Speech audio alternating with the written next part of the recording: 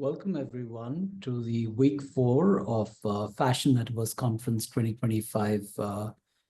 Today's event is going to be focused on AI art, fashion, and VR and the impact for humanity. We have a really packed schedule today, starting with a panel at Web3 Artist Panel, starting at 1:05 CET. Going on, we also have a talk by Alexander Alexeyev Arno. We have another panel once again, and we have a meditation space, which should be very interesting, which is at 2:15 p.m. Then again, we have a workshop on AI and creativity. That should be very interesting. And then again, a very intense panel with a whole lot of people, again, artist focused. And the idea is going to be not just it being a panel, there's also going to be an announcement for an open call.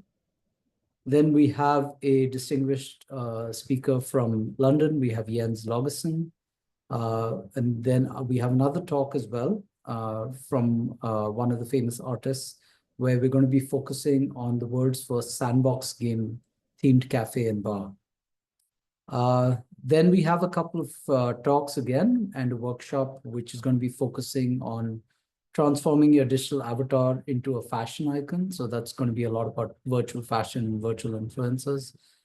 Then some of our regular speakers are going to be hosting another panel. We have some of the OGs like Stella Achenbach and many more who will be joining that panel. That's about 4:25 CET. And we have another talk at around 5 p.m., which is close to 4:55 p.m. CET. And finally, we're going to end with a DJ ending party at 5:20 p.m. CET. So in case we have the first panel ready, I see Maria on screen. I'd like to introduce the first panel. So we have Maria Pia Paolicelli. I hope I got that right. Liana. We've got Bruno Salvatore Latella, Stefania Ruiz Velasco, and Marco Giangolini. They're going to be doing the Web3 Artist Panel and talking about the power of community art.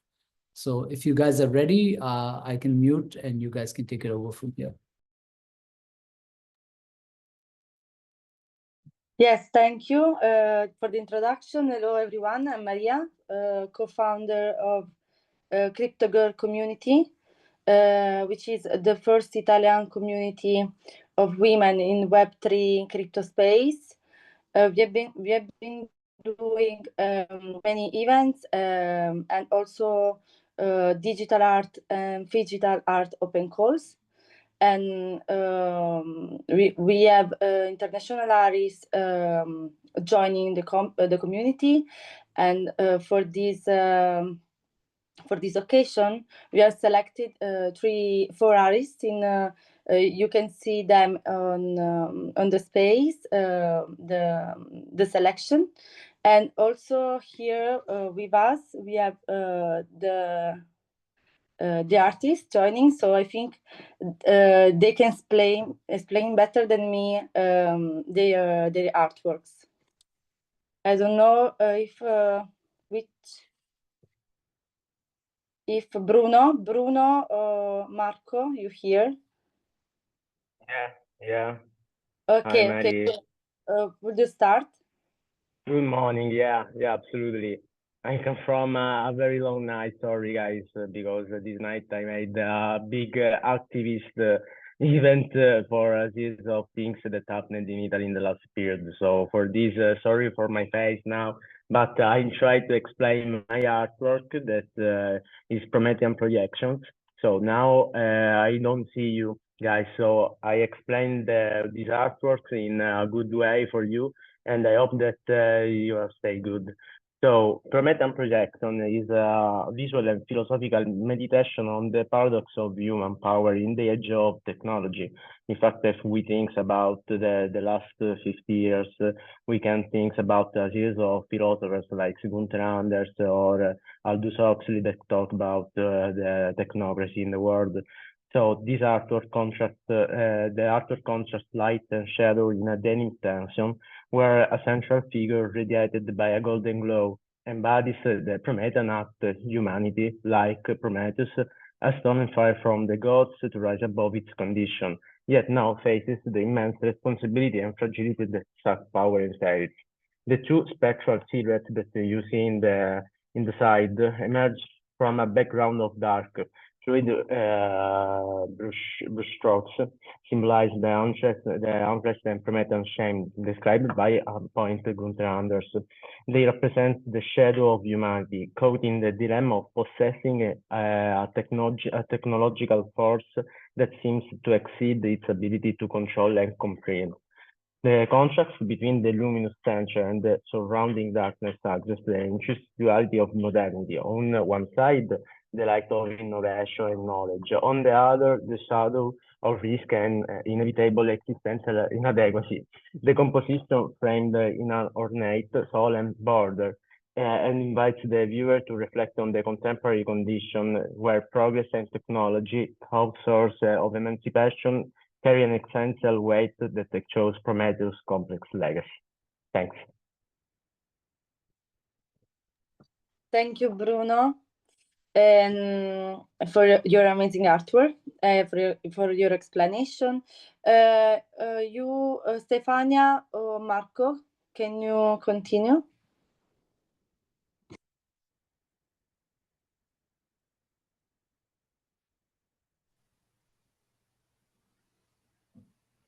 Let's see the participant. Yep, Liana? sure. I go first. Oh, Marco, right. Okay. Okay. Hi guys, everybody. It's the first time for me participating in a metaverse conference, so I'm very thrilled. I'm here for representing our collective. We are not collective. We are not only tokens. And for this occasion, we realized an artwork titled "Your Rehumanized Fashion: Human Identity in the Digital World." What we are going to explain with this kind of artwork is the question: are we eaten by the digitalization in fashion too? I mean, in a future, we are going towards a future dominated by artificial intelligence. Fashion has become something like synthetic perfection to represent a sterile reflection of synthetic perfection. But the question is where the human essence has gone. So we are trying to represent this kind of question in our artworks. It is divided in 6 acts. The first one is, we have called it Origins of Memory. It represents our golden dress woven with history and culture, represents the legacy of fashion before it was rewritten by the artificial intelligence. The second act is the illusion of perfection, a phase that dissolves into data and digital glitches, a symbol of an identity rewritten by an algorithm. The third one is the dissolution of the ego, a lone figure that walks through a neon city, his image breaking down into pixels, a sign of an elusive reality. The fourth act is the call of nature, something that is going to let the human reappropriate of their essence, a phase that is divided between glitches and flowers, between cold technology and organic vitality.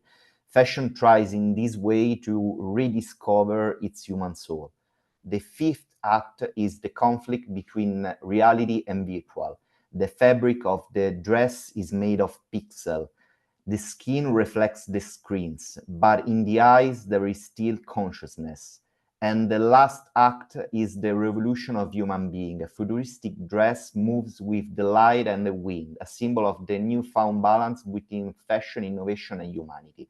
So if you are going to pass from the first image, the origins of memory, towards the last one, you can see in the first one, for example, something like a human that is like an AI. I mean, you can see in the eyes there is no conscious. So the question is, where are we going? We are going very fast into this digitalization world.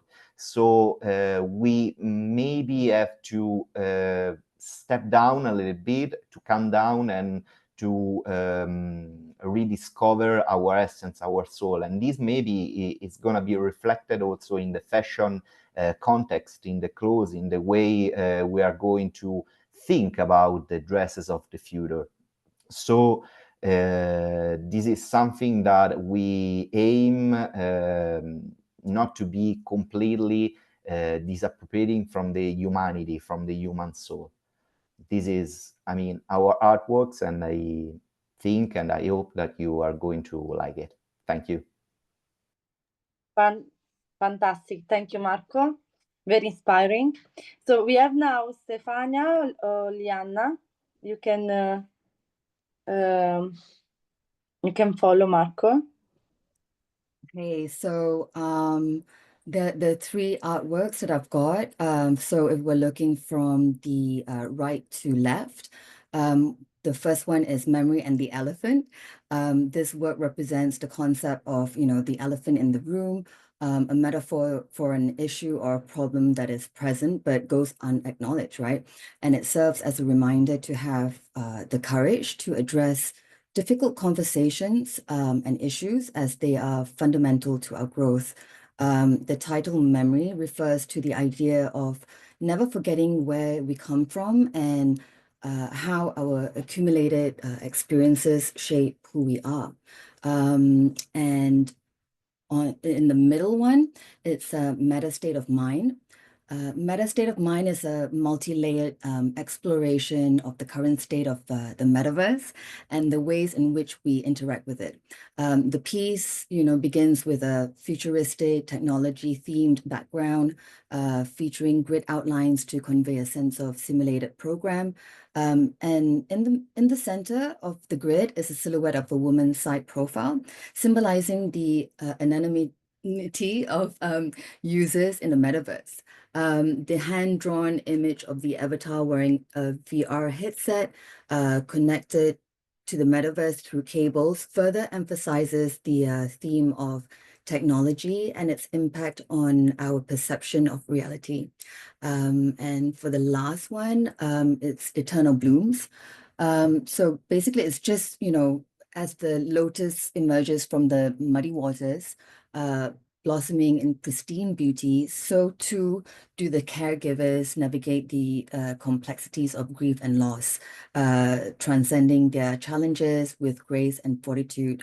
The ethereal glow surrounding each lotus signifies the eternal connection to the departed souls, highlighting the enduring bond that transcends the boundaries of time and space. And that's it. Thank you. Thank you, Lianna. Very inspiring. Thank you. And now we have Stefania.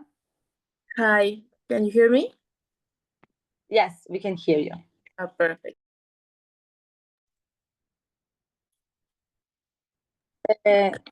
Now. Okay.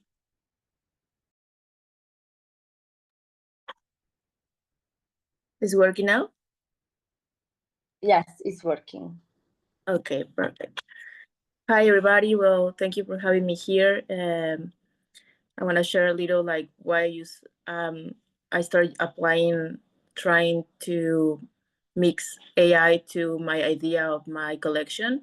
And it's because my collection talks about never looking back, and I want to tell stories in the skin of my character. So AI has helped me to give me the tools to see the idea that I have and expand it and help me make the skin become one with my character. So it's been very, very good to try it and to experiment and to use all the tools that we have. Okay, thank you, Stefania. Thank you, everybody. I think here Isola, I don't know how we can do this. Yes, this is Aditya here. How can I help?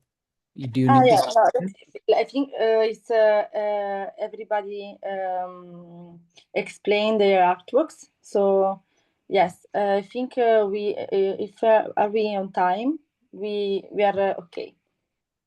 Yeah, you still have 5 or 7 minutes in case anyone wants to further Anyone, explain. yeah, ask any questions to the artists? Unfortunately, we don't have a way of asking questions on Zoom. No? Yeah, Okay. but that's okay. If you're well in time, we can move on to the next if you guys are comfortable. Okay. For me, okay. All right. So thank you very much. Thank And thank you to the panel for expressing your views, especially from the Web3 artist side. We'd want to introduce the next speaker, who's also the moderator for a panel after that.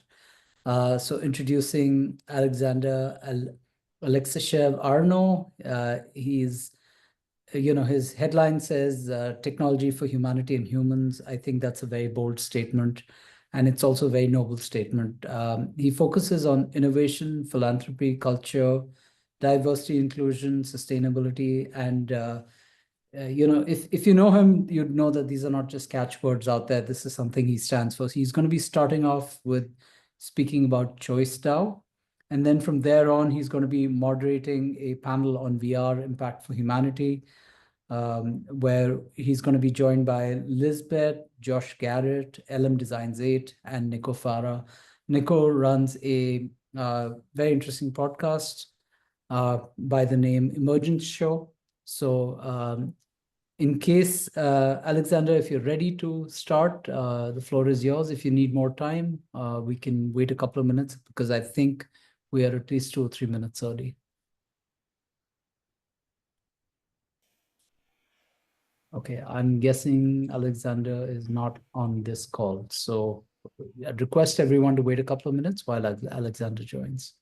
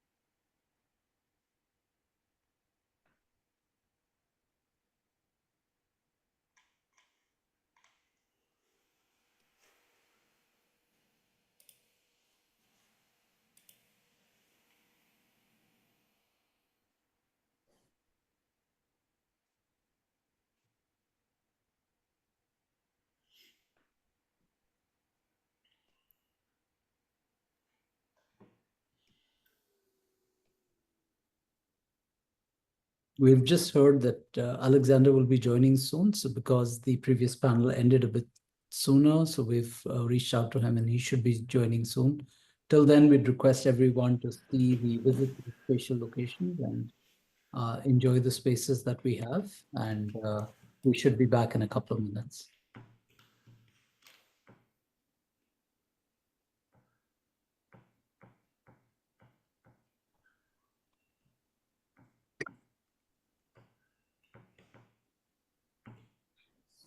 Alexander, thank you for joining. Appreciate you joining early. I think we completed the previous panel a little early as well. So I had just introduced you and I spoke about a little bit about Choice DAO and your headline about technology standing for humanity and humans, and how your focus stands on innovation, philanthropy, and culture. So I also understand you're going to be moderating a session with Lisbeth, Josh Garrett, LM Designs 8, and Nico Farah. So the floor is yours. If you're comfortable, you can start off with your talk and go on to introduce your panel as well. Yeah, hello everyone. Maybe everyone know me. I try to be in every place that is possible to pitching my mission. I'm sorry, maybe I delayed, and we will see what was next. A panel caused by my neurodiversity make some tricks. I completely mistake a time. But what I would like to talk about the real-time, lifetime, discovery of the technology, that this technology is supposed to be a change lives of humans in better way. And this is coming for me personally from my heart, and it's coming for me by my experience. When I was involved in fintech since 2010, when I see a big money is going, whereas regulators was very delayed, how is marketing can be speculated, and how is many people can be involved in this scam, by trust, by being good humans. And technology is growing, and the speed of technology is so fast right now.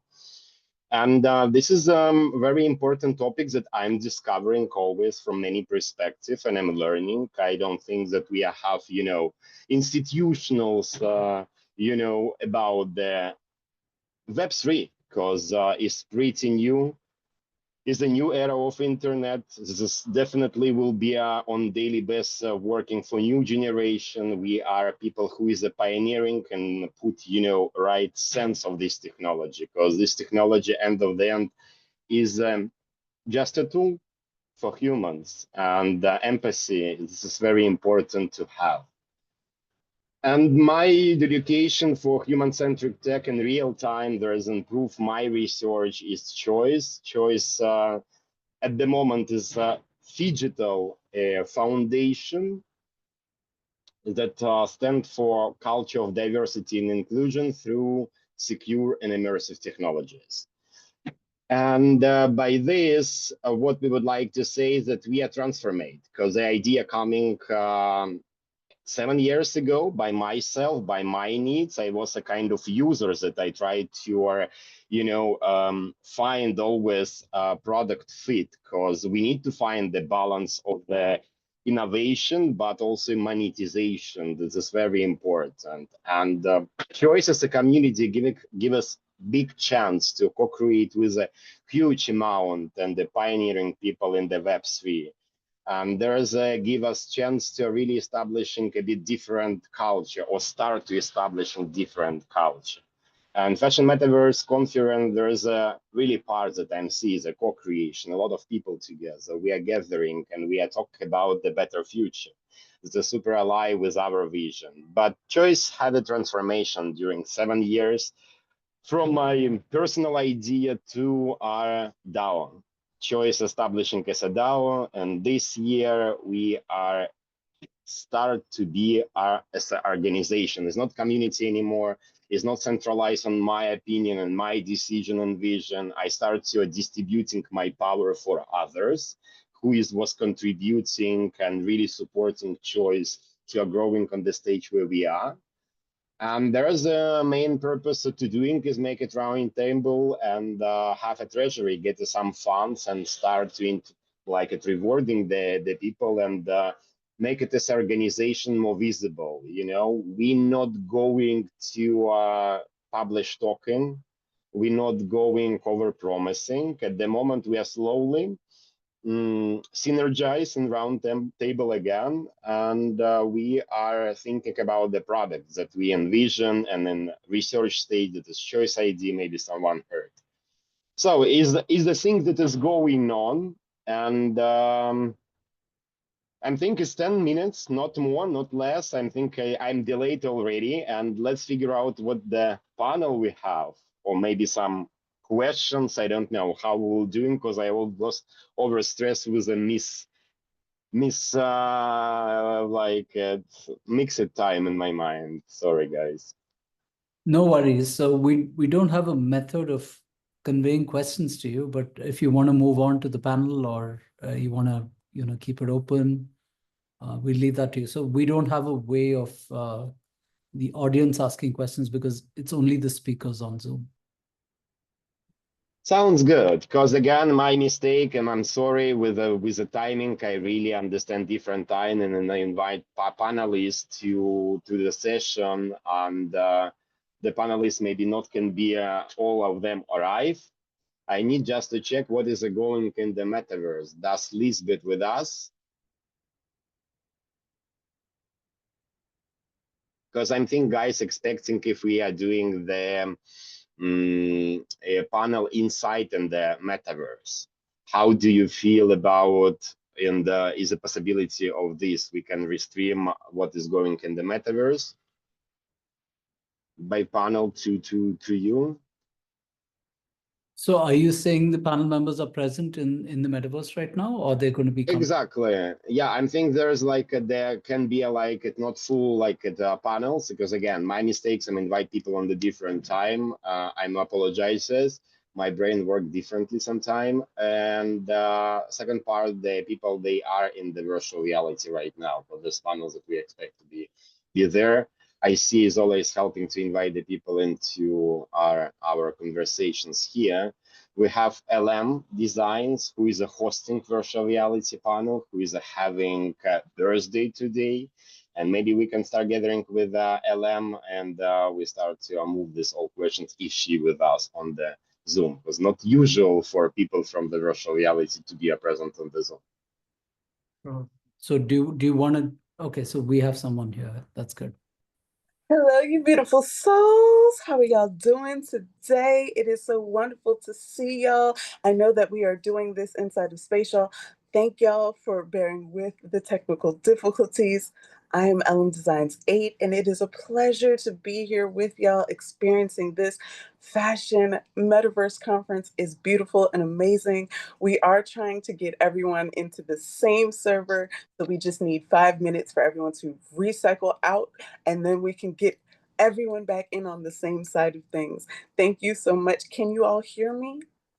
Yes, thank you. This energy we expect, darling. Thank you so much, and congratulations. You have a birthday, you are hosting this event, you are present this event. It's pretty early for you, like it's well done. We need this energy. LM Designs 8 always supporting the choice, and like coming on the spaces and providing super amazing vibe. But let's talk maybe like it about the professional side of you, right? Because you are a designer, and that is pioneering and try it a lot quietly, but try it and doing. Maybe you can take this time to introduce yourself, what you've done, what you like, a bit more about you to get your fantastic energy. Thank you so much. Yes, indeed.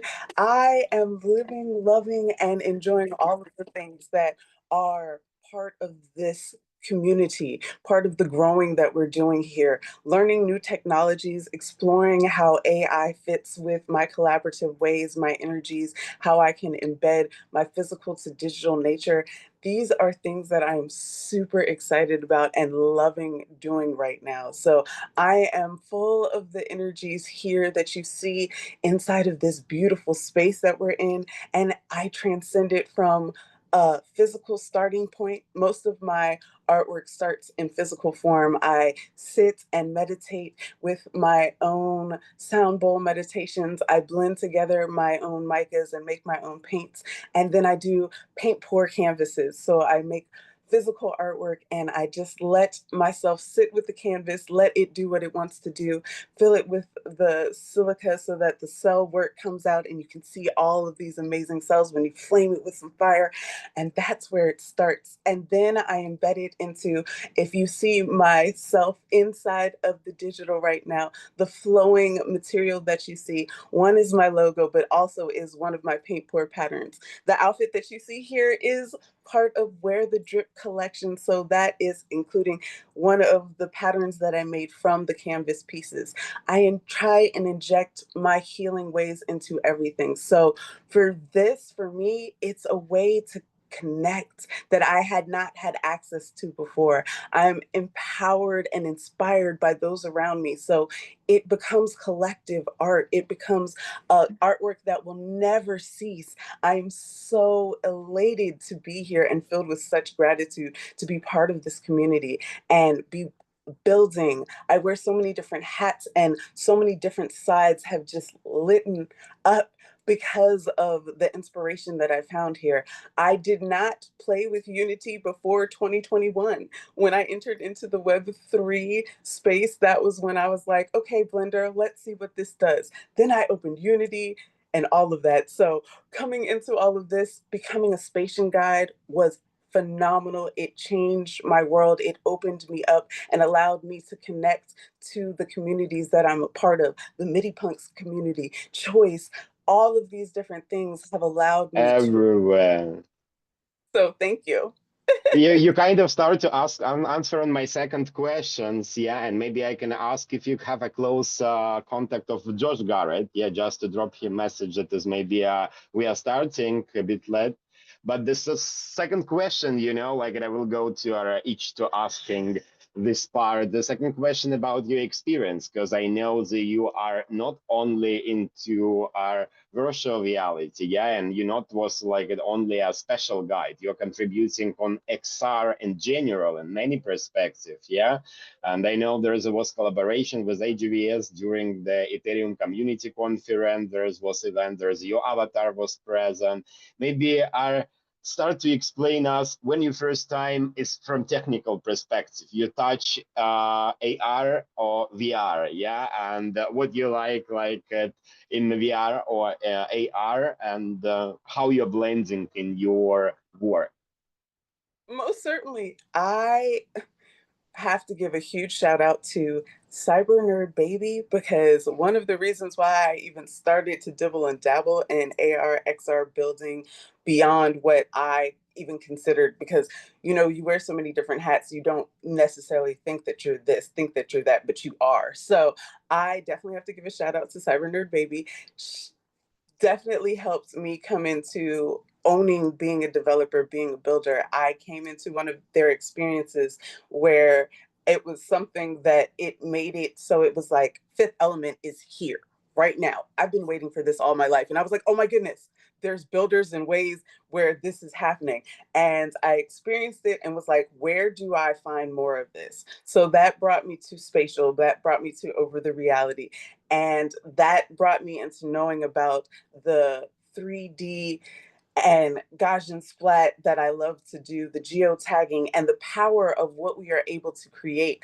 And the fact that it's not just here for us, it shares out to so many. So it's experiences that we can immerse ourselves in. We can delve into the different levels of one another and experience the layers of it so much more. We get to interact and connect so much deeper with this AR and VR. So for me, it was beautiful. It unlocked the things that were in my mind, but also allowed other people to come into it. So I am just super excited to have been able to start to see and learn and be curious about AR and VR, and then also be able to build with those creators, with those artists. So that's where I first came into it. And coming into Stilo's world, the concerts every week, that was where my voice power activated, because I was not doing the spoken word or poetry or any of those things in that same facet until entering into the Web3 space. I really embraced and honed it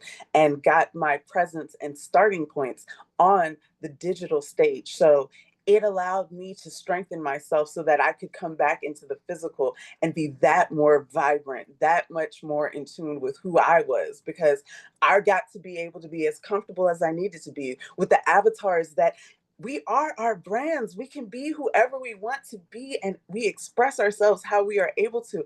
This allows us to say, hey, today I'm feeling flowery. Today I'm feeling colorful. Today I am being this version of me. So here, and everyone is for it, that part, that acceptance of it all. So thank y'all so much for this. I am just elated. And yes, AR, VR, embedding it in how I immerse, because now I am an immersive experience creator, a creative technologist. So I will always be wrapping it in and learning the emerging technologies, because it's not about fighting it. It's about the collaboration. Where does it fit with one another? I found that I'm not afraid of AI, and I'm seeing how we can work together to make the energies that I need to create. So I take my spoken word pieces, use it with AI for my prompting, then I can put it into a physical wearable that I then can bring back into Photoshop, do what I want with it, then bring it to life with the AR activations and have it speak my spoken word to you. It's all encompassing. So yes, that's how I got into AR, VR. Yeah. Love it, because you do that. Like I like that you're why doing XR, because you're going a lot in the physical events, and you also facilitated the meditation, positive energy for the people. There's a kind of big part that you are doing of your mission, yeah. But you are blending with the different tools, and this tool surprise people, and how you present is so cool. Recently, experience that we would like to talk, or maybe I would like to talk to you about the frames that you are printed on your shoe, even like a shoe. This was super fun how you are like doing, or your t-shirt, the printing that have a QR code inside. Yeah, how does that work? I would like to understand more deeper. But we don't need to go deep. But there is not only, animated, but there's AI inside, and they can lip sync for you. And there is a very interesting technology that this can drive for mass adoption. Yeah, how do you see? And could you please maybe elaborate about this experience, and how do you see implementation in the future? Yes, blending it all together. It is so important that we embrace these things, because I can say my art is on the moon. Why? Because I'm part of the MIDI Punks collaboration that is not afraid of the AI. I never thought that I would be on a musical collaboration that is on the moon. That's what? Because of the things that we are able to do with when we are using these tools in the ways that we do it with intentionality. Songs of Eden brought us together along with Prism, and we are able to give portions of ourselves, and then they do what they do with AI, with these things, and then it allows us to come together in a stronger community sense, a stronger collaborative sense. So for us, it's really, we have tools now that are so powerful. Use them with the intent that you have. Use them how you are meant to, and it will allow you to have access and to gain and to go further than you could possibly imagine. There are no boundaries, no borders when we are using and coming together in these formats and ways. It is so important and powerful, and we are so needing of what we are doing. So thank you so much for your energies, for your times. And I just want to say, I'm so excited to be here and doing these things. Cool, thank you so much. And checking what is going on the site. And I'm like, if you have a Josh more close contact, maybe we can drop Josh and invite him. But at the moment, I will be here with you. I understand that we are checking, if possible, to stream out, right? What is going on with the virtual reality place, guys? So I understand that we have the connection the other way. We have Zoom to spatial, but I don't know spatial to zone. Yeah, but it's okay. Like the maybe it was not enough conversation. Again, me out. Sorry, guys, have neurodiversity. I'm not speculated so much by this, but it's really trouble for me sometime to make things working in the right purpose. And Ellen, you are here. You are birthday girl today, and I know that you are trying to solve technical, maybe some issues that you are mentioning, but I would like to really ask next question. And before ask next question, maybe I will be elaborate about the experience that we are using XR for humanity and impact for humanity. Uh, by choice, we found out very user-friendly experience on the special platforms that we establishing ourselves. We are technology agnostic. We have a present on the OnCyber is a very good platform. You have like a decentralized. We are trying to are publishing games that is ready but not published on the sandbox. We try different virtual reality because for us is always only tools that we can really apply for changing humanity. But behind the tool is then the people, and it's very important how is people using this tool and which purpose. And the accessibility was very cool for us, and special if you see we are actually driving full fashion metaverse conference there. But what stick us in this platform, there is a community. There is a community and very strong people who is self-educators. It's super nice and very good because people really coming with zero knowledge and they would like to do what they would like. They are study very quick and practices, and there was healthy competitions as well that is drive and improve this is development and impact. But definitely it was very cool how is community supporting us. I see Ira into our call as well. She is supporting us with the Global Digital Pride campaign. There is a starting, and this was her first development place where we're starting celebrating our first Pride Miami. There is our fashion by choice starting. We have Gian Pazzo, who has made it very interesting model of the robe and with some pattern. This was reflecting on the art and the women power in Flint teens by one writer. This is a journey, actually. Choice really love be around the fashion people and make it fashion many sources by co-creation, by participation, by supporting, you know, by organizing some ways and events. But for us is very crucial because sustainability perspective of Mother Earth is very also important for us, why we're part of a Bitcoin ecosystem as a public good. But people who is on the special, there is a fantastic people. We have Elizabeth who is with us, and she's super open and made it very much work on the back and with the community, with the people, with the help, with educate, with the fixing problems. And there is a person working very hard together with Lucy, who is also developed a lot, and the place where we are hosting was LM Designs aids hosting us. There's a development by Lucy, who is establishing also a lot. There's a people who is coming, giving soul and develop for you. It's very nice and it's very cool. And we start to understand there is some social bubble that is happening on this platform. But this social bubble allowed us as a choice, as with the beginning was a community that stand for LGBTQ+, like it, you know, with big letters on the beginning, supportive and never marginalizing us, and kind of make it swap, you know, because the choice is pretty established by the old people who is a support, and it's amazing. But technology need to be for the humanity, and behind the technology stand humans. Just to thinking many times, if you're using technology, and what is your purpose? Just money? Like guys, we will be drive and build big crises that we have already. Like we need to have a balance. I think there is a key pillar to have a balance. But I would like to ask LM, are you with us? Yes, I am. I am here with you.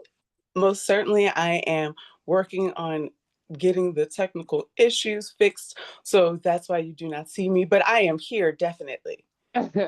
You know, your picture, even you're not showing video, talking to you, because I feel your energy. You always, when you're coming in the house, like flowers start to blooming, you know, because so positive energy as well, and you are giving much as possible, you know, you are even leaving the room, the energy staying there. Thank you. I was going to say, I feel very terrible because I am trying to remove everyone from the space. So if you all hop out voluntarily, that would be very helpful. I do apologize, and we will have it all reset so that everyone is in the same space at the same time. We are doing the things, but yes. Cool, but you are even, you know, connector in this case, like, because between two worlds, even you're present. And I would like to ask the question. Was main one, I think, for this conversation. XR for humanity. Which application you see it or feel it, or will be happening the applications in the future?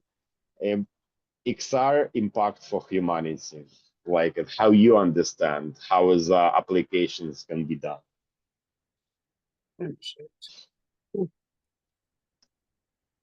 Applications can definitely be done, apologies, in all of the different ways. We are able to blend them with how we are experiencing things.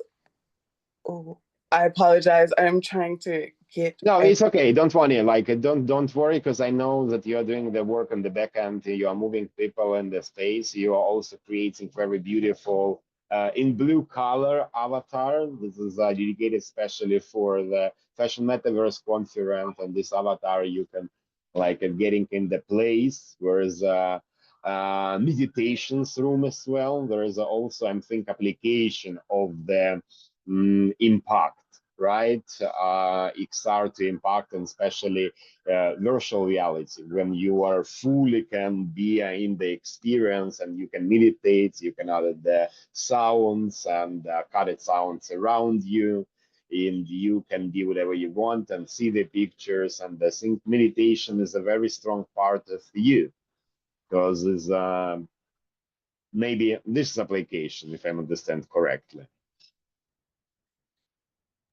Yes, and this is actually the perfect time to do that so that we can get the Ludi Villa perfectly reset. I need everyone here to pop over with me into Infinite Breath, and I can explain there, and we can get a gift going and all of the jazz right now. So everyone who is inside of the villa, please leave and pop into the Infinite Breath. There is a portal right by the entrance where I am standing if you are in world. So we are all going to travel over there right now, and I can explain to you the immersion that happens here. Infinite Breath space. Oh, this is my favorite space. This is truly one of my favorite art pieces because it encompasses all of my physical to digital, all of the things that I'm trying to do and incorporate here. So you are able to see and immerse. I wanted to create a space because I realized that I have a lot of healing toolkits that I use for myself. We cannot keep those things to ourselves. So for me, I wanted to create a space that would allow people to do intentional breathing. It is the most powerful thing that we can do. It is what helps us move our energies in moments that we need to. So if you have anxious moments, who doesn't? I am a neurospicy individual, so I understand, and I am part of the things that I'm like, hey, I need a moment. I need a breath. How do I do that?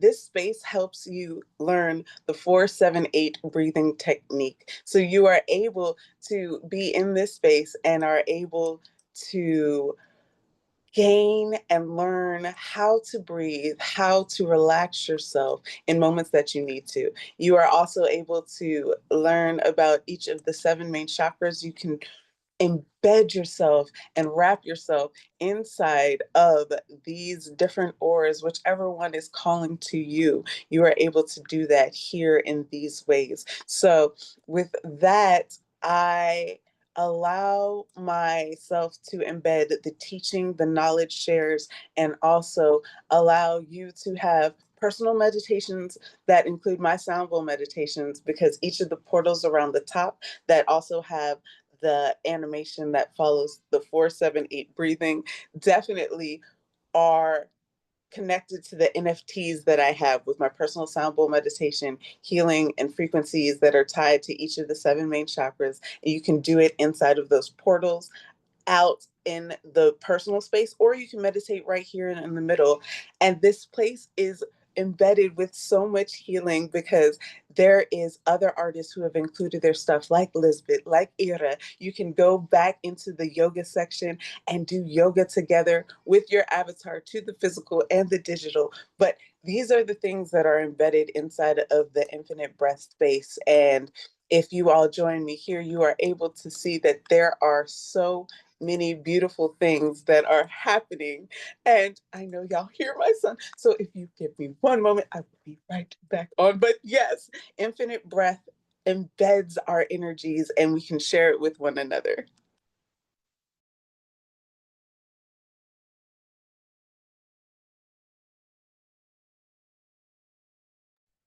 Fantastic. There is a real use case. How is XR can make an impact for the humanity?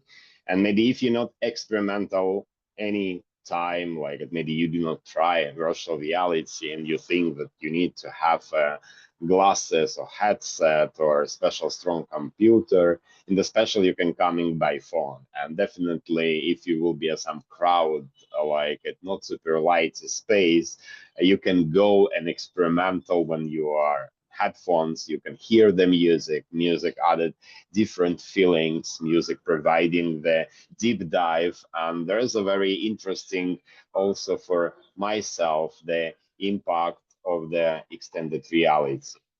I want to understand if we are going in the right direction with getting relaxed and understand application of the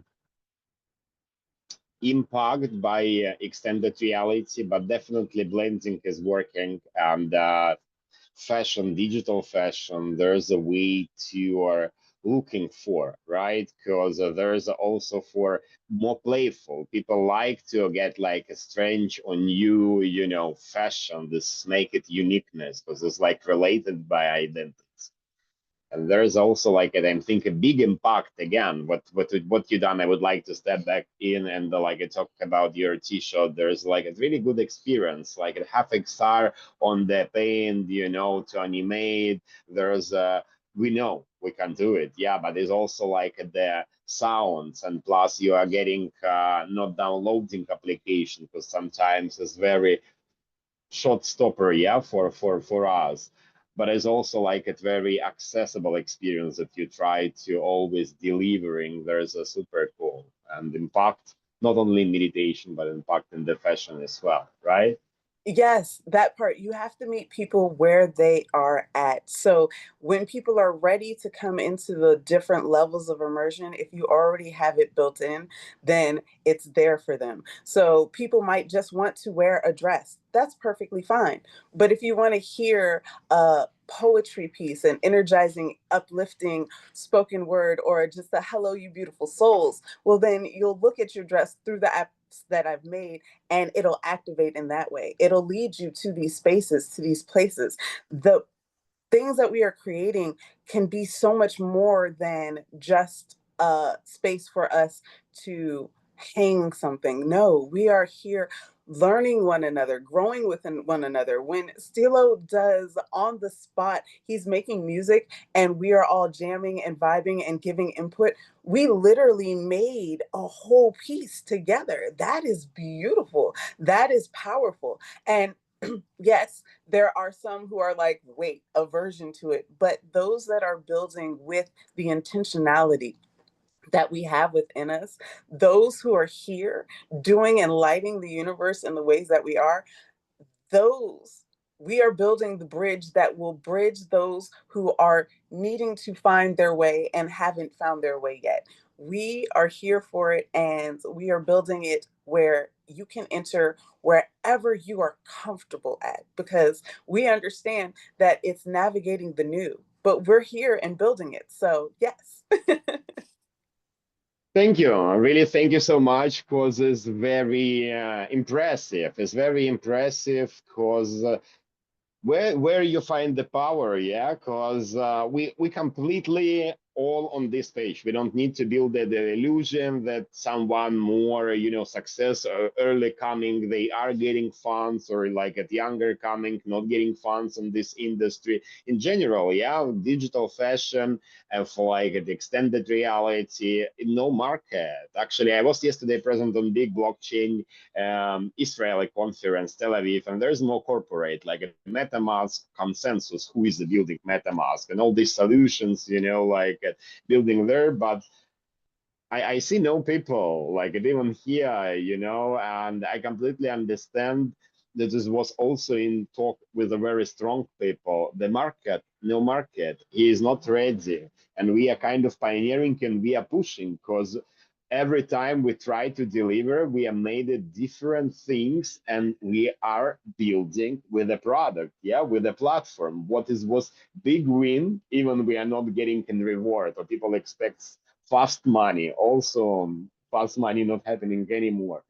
And there is what allowed us to contribute. You are a special guide, yeah, like tell us like in different platform, you're kind of not only user side, but you are the contributor and you are a creator and builder as well.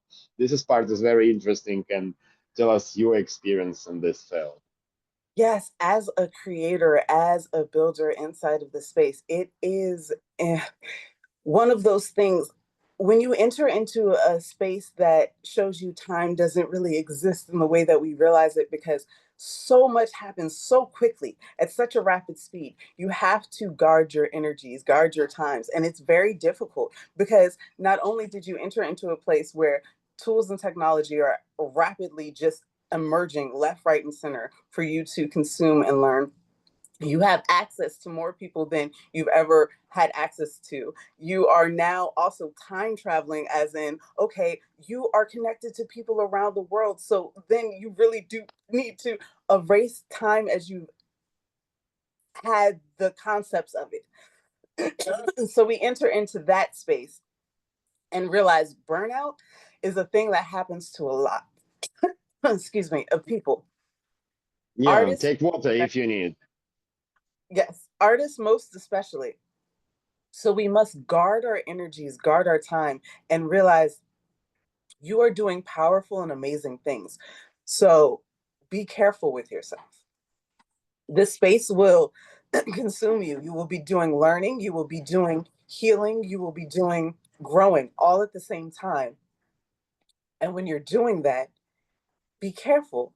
Take time to reset, take time to hydrate, take time to really realize you are doing the things by showing up. You're not going to be at every event. It's okay. You're not going to be able to do everything. It's okay. Show up how you can, how you are meant to, and don't get burnt out, because it is a place that is very enticing, but also don't get burnt out or bent out of shape about, why am I not having the type of things that I'm seeing over here? Why isn't it successful like this I'm seeing over here? Don't have comparison be the thief of your joy. This is a space where you can create a lot of joy, a lot of happiness. Also, it can be something where you can see and try and be like, wait a minute, why isn't this happening? It happens with just the algorithms alone. If you're on enough social medias, you understand that you're like, wait, today the socials like me, tomorrow they don't. It's okay. You are still who you are. You are meant to be who you are meant to be. Don't let that side deter you, because the people who are here for you are going to be here for you, are going to uplift you and encourage you. The communities that we are in, my goodness, the uplifting that I've had from the people around me is why I can show up how I do. I am a person who has Lyme disease, scoliosis. I am ascend. I am part of the community of people who it is one of those things. People are like, how do you do this? Every breath that I have that is without pain or is in a way that I can light up, I'm filled with gratitude. So I bring that energy where I am, and I encourage those people around to say, hey, if you need your time, take your space. This is what we want. We want you at your best here. This is we want you at your best place. So that is very different than the things that we might have been encountering in other places, other spaces. This, we want you growing, we want you exploring, we want you sharing. So I say kudos to everyone who is a builder, who is a mover, who is doing the things here. I want to give you some flowers and say you are doing the work. Good job for you. And thank y'all for your energy, your time, and being part of all of this. No, thank you, because it's amazing. I always love your energy, because I told, yeah, there's energy cannot leave you empty, yeah, and every energy like have two sides, and you're always providing positive one. And I really like how you're professional, hardworking, how you're supporting the fashion and many fields from digital to our completely digital. And thank you for your supporting choice. And definitely it's your birthday, you're a birthday girl, and you are coming and posting and doing magic on the back end. I would like to ask guys, so what about the time? How do you feel? We have rest a bit of time, or you would like to move for another speaker, another part of the experience? So the next talk is at 2:20 p.m. CET, so we have about 15 minutes. Yes, cool. Because I would like to getting Josh Garrett here. He is enjoying. Thank you so much, darling. It's my problem, my mistake, and I really apologizes. My brain trick. Last time event was at evening, and in my mind, like I'm expecting the evening. Thank you for joining. Can you unmute your mic and can we talk to you a bit? Hey, sure, no problem. How's it going? Cool. Love your energy as well. But George, there's a human being, the big letter with a big experience in the tech and the development. He is a virtual reality from Second Life. There is a lot of time. And by LM, you heard today, Cyber Nerd Baby, he's done a lot of project. And George driving Meta Dynamic, Metadin community. There is a XR community, whereas many platforms can be a sharing, but the George, a human being, because he's supporting always the people, and he's discovering beautiful topics. And first question for you, George, maybe you can introduce yourself and don't kill me for time. Well, my name is Josh, and as Alex said, I've kind of been around metaverse technology for quite some time. Started back in Second Life. Quite some time is how much? Tell us. Quite some time. 2006 or so. So almost 20 years, and a lot of that has been waiting on the tech. VR wasn't really matured back then. So yeah, I've just tried to since then just tried to stay deep into the actual technology, and keep the community engagement fostered on different platforms if I can, and wait for the technology to catch up. And we're all kind of coming to this the crux of the technology and the communities at the same time for the first time in history. So yeah, very exciting to be involved with it. Thank you so much. And Elizabeth, join us. It's also cool to have you here, Elizabeth, on the panel. One more panelist is, again, I apologize with everyone here because my mistakes. And Elizabeth, maybe you can unmute your mic, or maybe show us, a video if you want to, and make a small intro of yourself, and we will be combined talk with Josh and you. We have a bit time for it. Can you hear me? Is my mic working? Fantastic. I try to explain the guys, you should know who is living in the virtual reality to be a present on the Zoom is sometimes makes zero sense. And for us is like a new experience and right and maybe not a lovely one, but we're accepting, right? Yes, yes. I hope that it's working in spatial. It was just an oversight by the organization that it was only set to 16 and not to 50. So anyone that we did have a few people jumping out, so sorry about that. Hopefully it is working now in spatial, and hopefully we all learn as we go. So I'm Lisbeth. I was an SLP in the physical world for majority of my adult career, working with neurodiversity, working with human rights for non-speaking autistics, and I also ran a non-profit organization. Now I overdid it a little bit, so I felt like I had to take a few steps back, and I stumbled upon spatial when Linda showed me her gallery. So I've been here for almost 2 years now, and I've got to know the platform, got to know a bit more about XR and what can be done, and I would really like to use it to improve people's quality of lives. And one thing, I mean, considering the panel about VR for humanity, when I was doing my master's, I was involved in a study, and it showed that what people felt to be most important in any activity that improved their quality of life was to be able to participate. And for me, this is a platform, specifically spatial, because it can be used over multiple devices. So you don't need to have a VR headset or a PC even to be able to join. So virtual reality for me is a platform where so many people can participate in things that they wouldn't be able to otherwise. So that's something that I would like to be part of and facilitate as much as I can. Guys, we have a thank you because like we have a time because like you actually kind of answer very short on the two questions at the same time with your very great past experience. There's really showing, you know, the place why you here, but also you explained a bit, just a bit in the special because you do a lot of work in the special as a community driving and the event management, and we made a tour with you as an open one for Fashion Metaverse conference and with Isola we are done for NABA as well. I would like to, this part, your highlight a bit, and after you, I will ask Josh, like it explain about MetaDIN community, what you're doing in real time with the XR. I don't understand the question, first. I'm sorry. Yeah, question is very simple. Like, I would like that you will get us a bit more about what you are doing with virtual reality. Yeah, about the events management, couple of maybe like the words because you're organizing events as well. And there's a very important part to know how you live with extended reality at the moment. Yes. So for me, my focus is at the same time, I mean, I'm also neurodivergent, so I like to do more than one thing at the same time.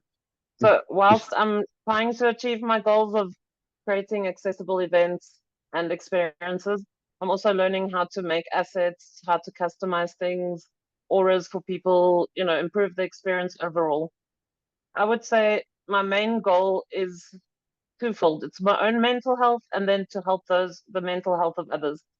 So if I can keep myself occupied and stimulated, etc., whilst helping other people to be accommodated in virtual reality, that would be my goal. So I'm going to expand soon on the event experiences and take it on to more of a professional level where we can host events for companies, events for organizations, etc. Make sure that it's all smooth and that everybody is accommodated, including people with disabilities. So if they have a hearing loss, we need to make sure the chat function is enabled, or we can find a way to bring in subtitles. Those kind of things. We will talk about. Yes. We will talk us very close. We are discussing, you know, the impacts themselves. You was closely bringing us. But I would like to ask Josh about metadynamic community and his discovery right now. Josh, could you please unmute yourself and tell us about the communities themselves. And I know that you experimental a lot with Engage AI assistants into a special with avatars. If Josh, yep.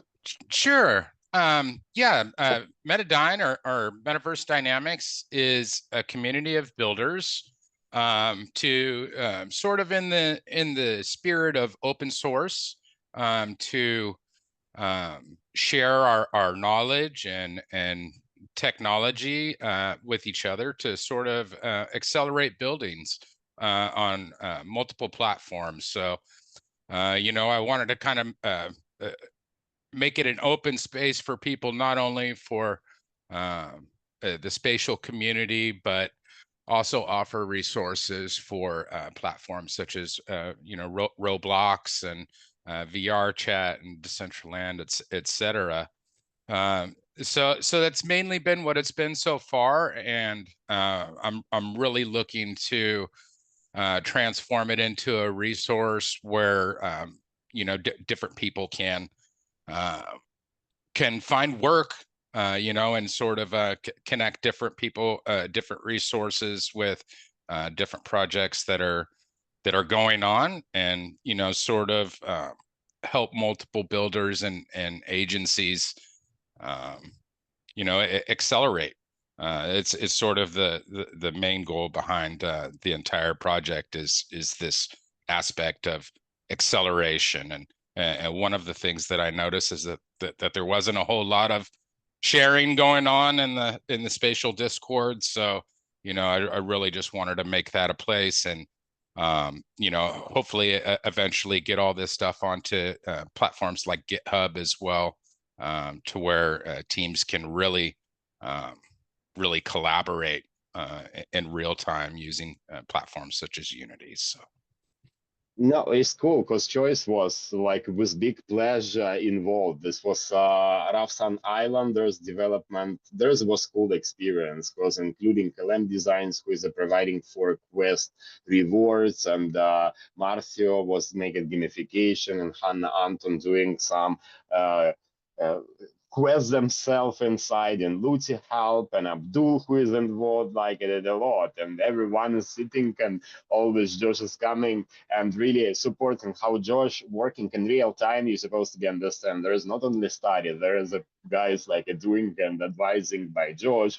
Everyone feel very protected because the knowledge and you know, knowledge and how the knowledge pass in the way is make feel as a home.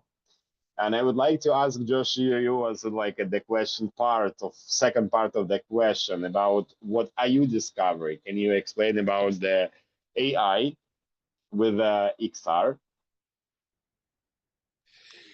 Yeah, so I'm playing around with several different aspects of AI. You know, obviously, in our community, one of the focuses is going to be these aspects of NPCs, or you know, non-player characters within the environment. So that's one of the areas that I focused on, is sort of bringing these large language model capabilities into virtual environments to where people could interact with avatars. And you know, of course, this is it's a brand new industry, and it's budding, and there's some exciting things going on, especially with aspects of these MCP controllers, which are basically you can give a large language model like GPT the ability to build in Blender or build in Unity, and that's one of the budgeting areas that I really find very exciting. You know, it's very rudimentary for now, but we're really probably 6 months to a year away from being able to speak the environment that you want to be in, you know, and use voice to dynamically generate mesh in the world that you're in. So like a holodeck. So yeah, very, very exciting, the ways that AI can integrate, and it also serves sort of as a bridge from Web 2 into Web 3 and these other virtual environments, because, you know, obviously these technologies are going to be used pretty heavily on things like websites and stuff like that. And they can be used in the what's known as an agent capacity to sort of autonomously interact with people on one platform to the other, and sort of create a seamless experience between Web 2, Web 3, and sort of bringing people into these environments and onboarding them. So yeah, really excited for the technology. Thank you so much. Really love to have you around, because unstoppable building and the good quality is always, and super supportive community. And we have a bit time for last questions that I will go and ask Lisbeth first, and after you, Josh. Lisbeth, we are kind of start to talk about, but where you see XR can be impactful for humanity? I think one of the key things is, like what Josh was saying, is about working together and things with people. I believe in, like I always say, Ubuntu, which is the South African saying that together we rise. So I think if enough people support enough communities globally, we could really make this the type of platform that can access, where people can access everything, which includes education, healthcare. I know Josh is working on an amazing project in healthcare. Can overcome barriers, language barriers, cultural barriers, distance. So I really think it has the potential, and it has so much more potential than just a Web 2 kind of environment, because you get to share experiences. For me, that's the huge difference. So here, whilst we're all on the same Zoom call, we're not really sharing the experience. No offense. I live in the metaverse. So there's just so much potential for human connection. And whilst artificial intelligence is going to play a huge role and we need to accommodate and work with it, I still think the human element is so important to be able to make a difference in all areas. Thank you Does that so answer your much. question? Yes, it is. And I think his mental health is also like it. You can choose a topic, right? Meditations that we are talking with the LAMs, or you can choose mental health, but there's a place where the people unite and getting different experience, and there's a themselves impact, right? Because the people in the past 100 years ago to have a conversation, they sometimes need to even not drive car, right? Horse to meet, or waiting coffee, or like at email, you know, like it with years. But now technology is here, and completely agree, there's just a tool, and behind this tool is a human, and you make a decision which way you will go. And Josh, question for you: where is the XR can have an impact in your opinion? Oh wow! Mute and mute. You know, so much. Yeah, so much. It's really our, you know, as I mentioned, for the first time in history, our imagination is really the only limit here. As Lisbeth said, you know, a lot of my focus has been in the education and healthcare sphere, and that's really one of the things that I think that sort of this term of where the rubber hits the road can make an immediate impact on society, so far as even saving lives is in healthcare. You know, even just cutting down on medical error, you know, things that just happen because we're human. You know, maybe somebody has a bad day, and you know, or didn't get enough sleep, and then their work the next day or have a mental suffers. issue like me, yeah, like I completely like a mistake at times. Sorry, guys, I will remember forever this special metaverse. Yeah, it's like it was not by purpose, you know. Like I really understand there was evening, and my brain not working, and it's very Go ahead. Sorry, as I don't want to. No, it's okay. But yeah, just situations like that where you know, these virtual environments may be able to really serve as an augmentation for that, and sort of guide the you mentioned mental health, you know, that this could be legitimate therapists that are able to connect to people worldwide and help them out and overcome a lot of the barriers by using the metaverse where maybe those doctors aren't available in that person's area or something like that, or you know, there's accessibility issues where there's not broadband or computer technology available to be able to access certain things. So, you know, these environments as mobile phones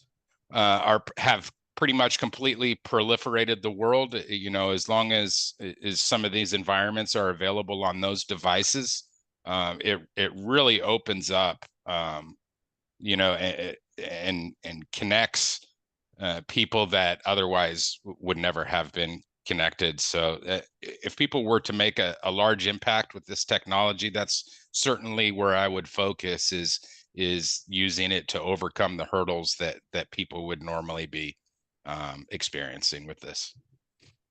Fantastic. Thank you so much. And to finalize, bottom line, we have a 3 speakers, Salem, who is have a birthday, and this incredible designer who is a pioneering and not only our creator, is also and developer of the main platforms that we are using, including the special and have her birthday. And finalize, yeah, to say there's impact for you. There is a virtual reality where you can, yeah, meditate, yeah, when you can work under your soul, when you can really transformate yourself, and you are very shortly, yeah, XR for impact for humanity is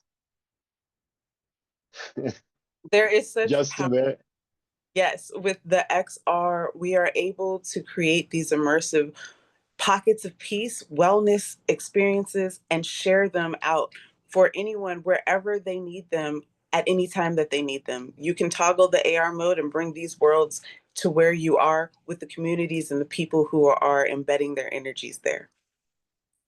Thank you so much. Like And I do have a gift Lisbeth, in Infinite yes. World, Infinite Breath for each and every one of you. If you pass through the various colorful different things, you will be able to wear the different auras, and one of them will give you a gift because it is the ways. So gifting on gifting. So thank y'all so much.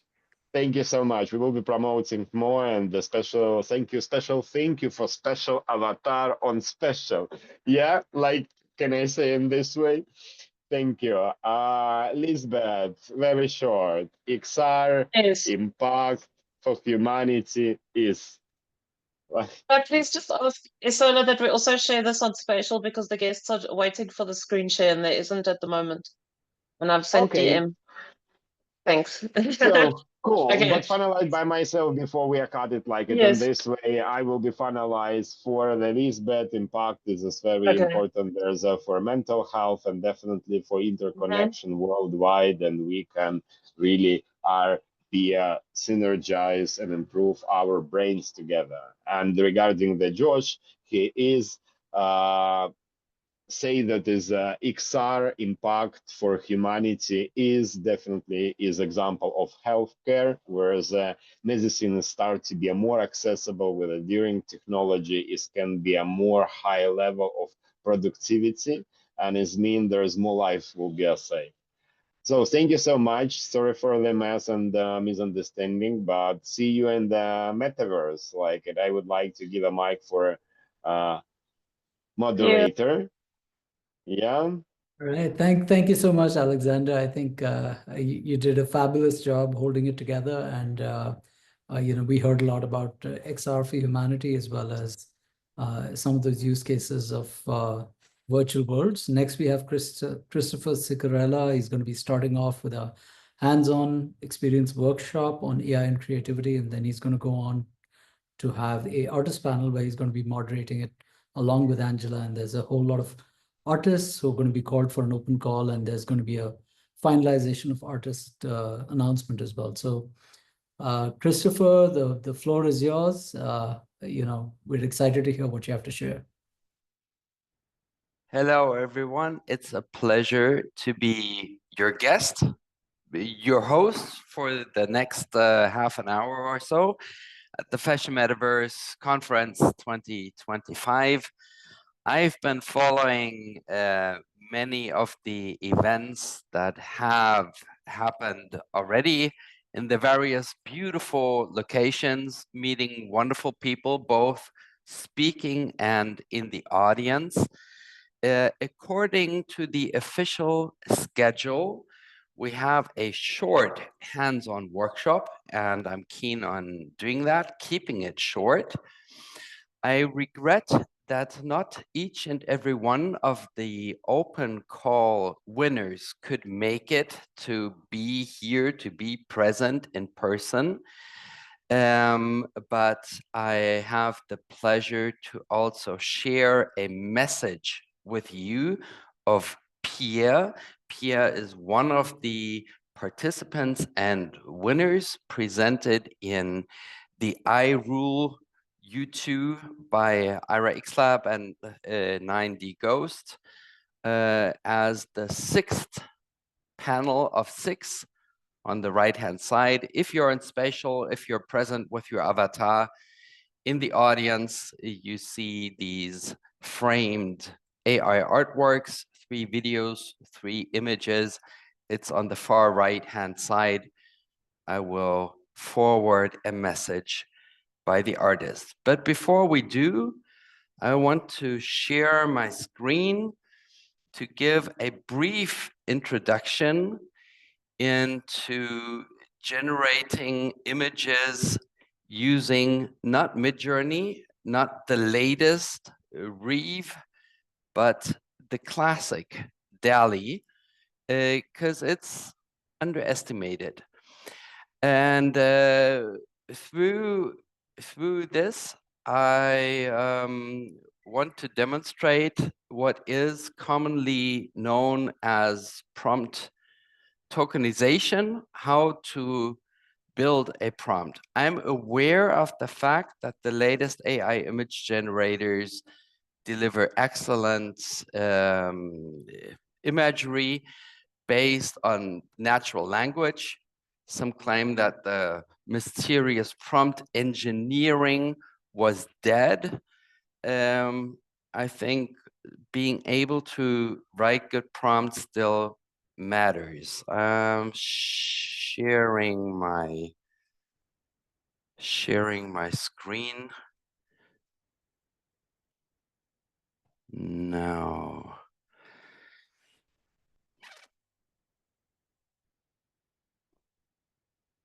Now, is my screen shared? Can you see the white user interface? I did enable it. You can try again. Okay.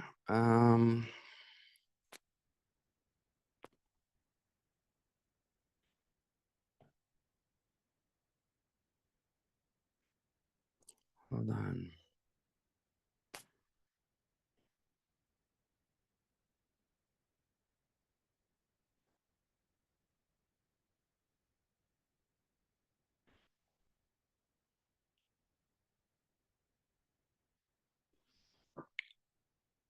Now, I regret I don't see the actual screen that I do want to share.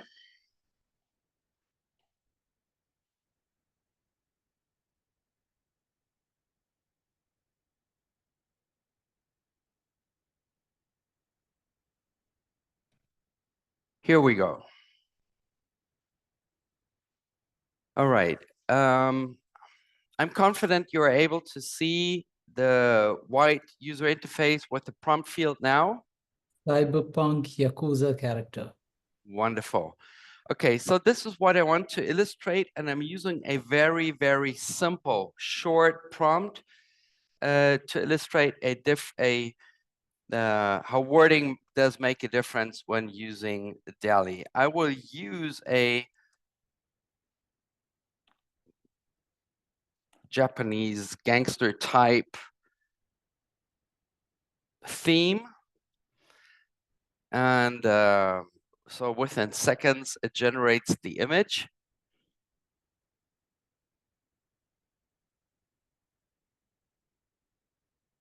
Okay, that was so short that it asked me if it got the prompt right. I'm on u.com, a Swiss Army knife for AI use cases.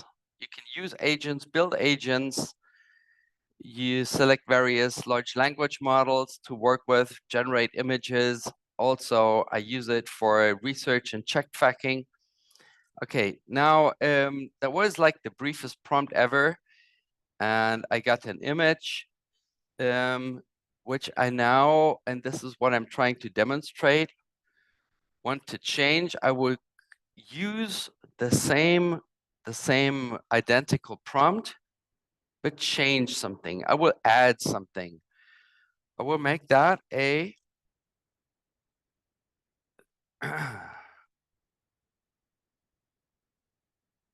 3D render or rendering of, and add background white. So what I get is not a 3D render, but an image that looks as if it was 3D rendered. And background white makes all the difference in this case, as we'll be able to see in a few seconds. Because it's as if you remove the background, it's a standalone, it stands by itself. Now, that could be a black and white photo of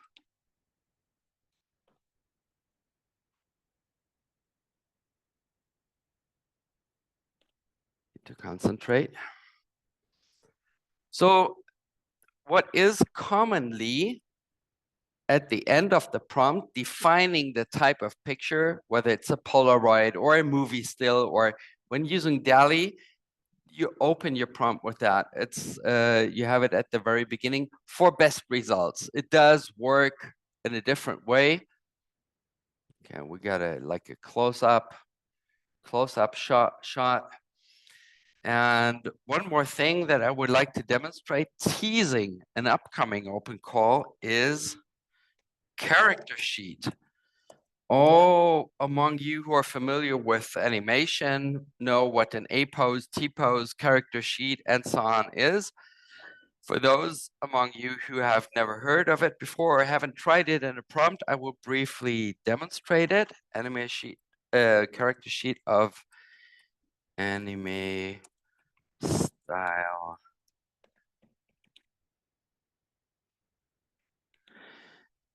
And just to be sure I get exactly what I want, again, I add background white. So this is the last bit that I will be demonstrating. So the character sheet commonly shows a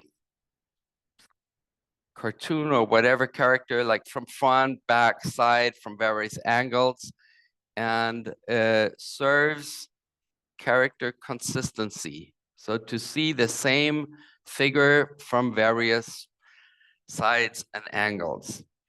I hope this tiny bit of prompting demonstration has been helpful for all of you who use DALL-E or haven't used it yet, but want to try it out. The type of image should be the beginning of your prompt. Keep it short. I will stop sharing my screen now and return back to you. So this is the practical side. I'm very happy to see Angela has joined us here on Zoom and is ready to also speak. We will now switch to the open call, and I believe Isola is able to play the video that she has prepared. Is that correct?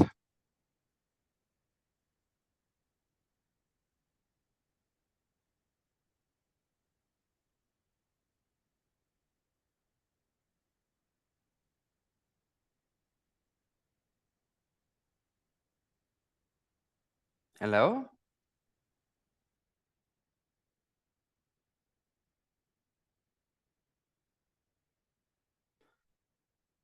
Okay. I will play it on YouTube and share the screen. Hold on. Or will the moderator do it? I'm not sure yet. Give me a second.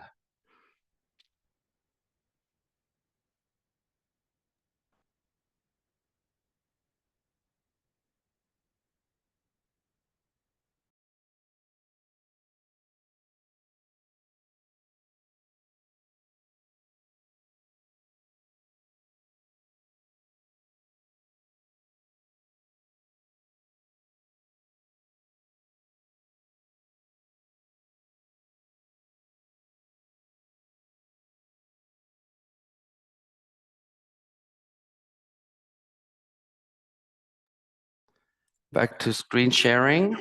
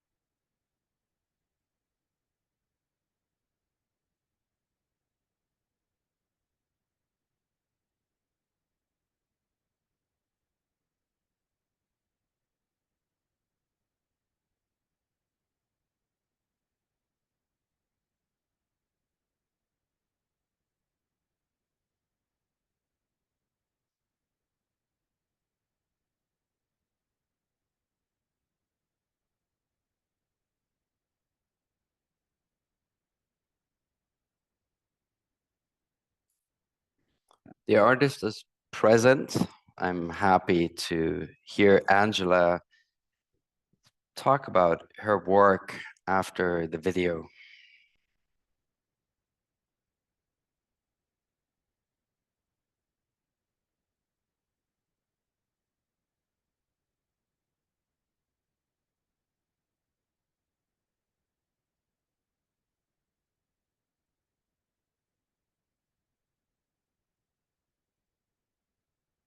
Not 100% sure if the audience is able to hear the audio also, with or without enjoy.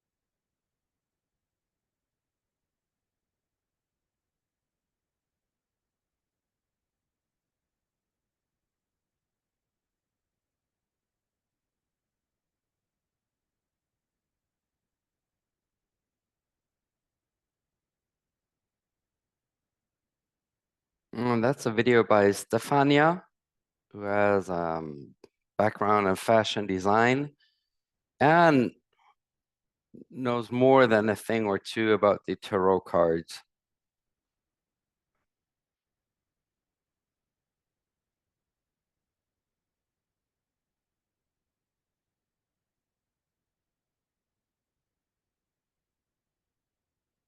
A wonderful voiceover by Elisabetta. I just hope you'll be able to hear the audio too. Otherwise, I recommend you watch the video on YouTube or on social media.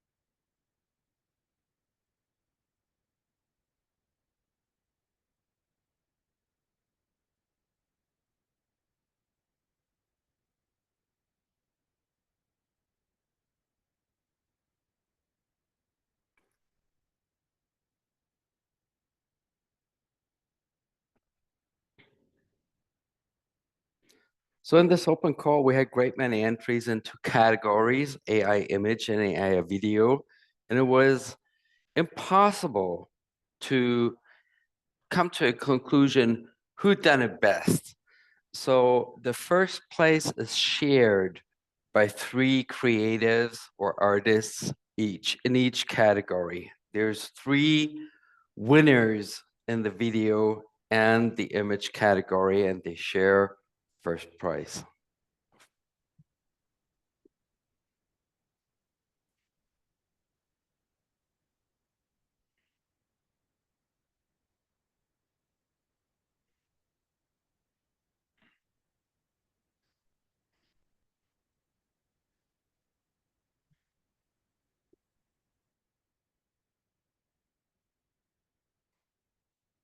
Sorry about that.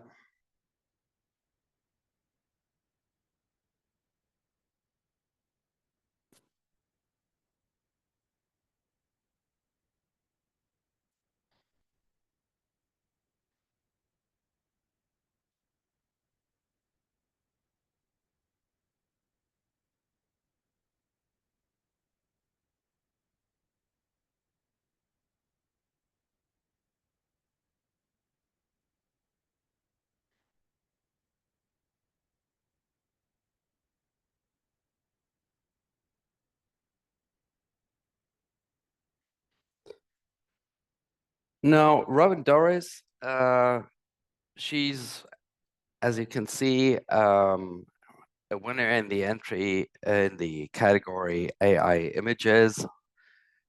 You see the names of the cards that have a certain meaning, and yeah, she adapted her works to the individual themes of the cards. Oniric Voltage, I hope I pronounced it right, another deck or set of cards. And here we have Elena Servan, beautiful works, just amazing what everybody came up with. I'm deeply impressed. Matteo,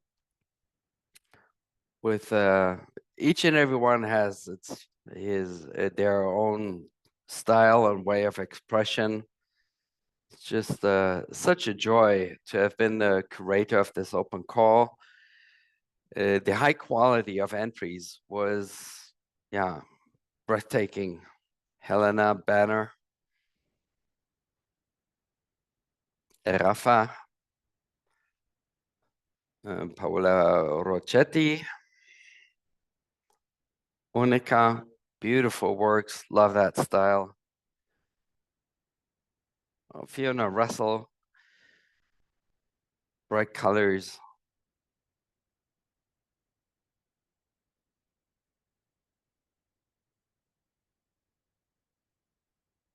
Okay.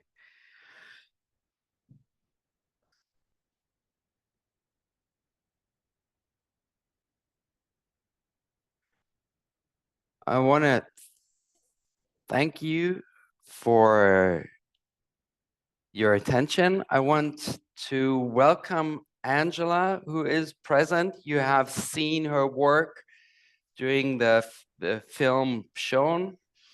And I invite you, Angela, to speak about your work and your approach. Okay, can you hear me? Yeah, okay, cool. First, hi, nice to meet you guys. I'm via video chat here. I am super honored and excited to be here. And I'm going to read what I want to say because I will forget by my excitement on what I'm going to say. So if you see me looking down, that's the only reason why, and I'll be back. So first, I just want to kind of give you a little bit inspiration of like where I am and how I got to where I am, and then I'll talk about the card. First, Christopher, I want to tell you thank you and everyone who helped bring this incredible opportunity to life with the Fashion Metaverse Conference 2025.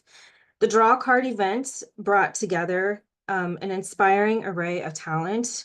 Each entry, I watched every single one that was entered on LinkedIn, and I truly believe they were so amazing. The visual stories were deeply resonated in its own way through every collection.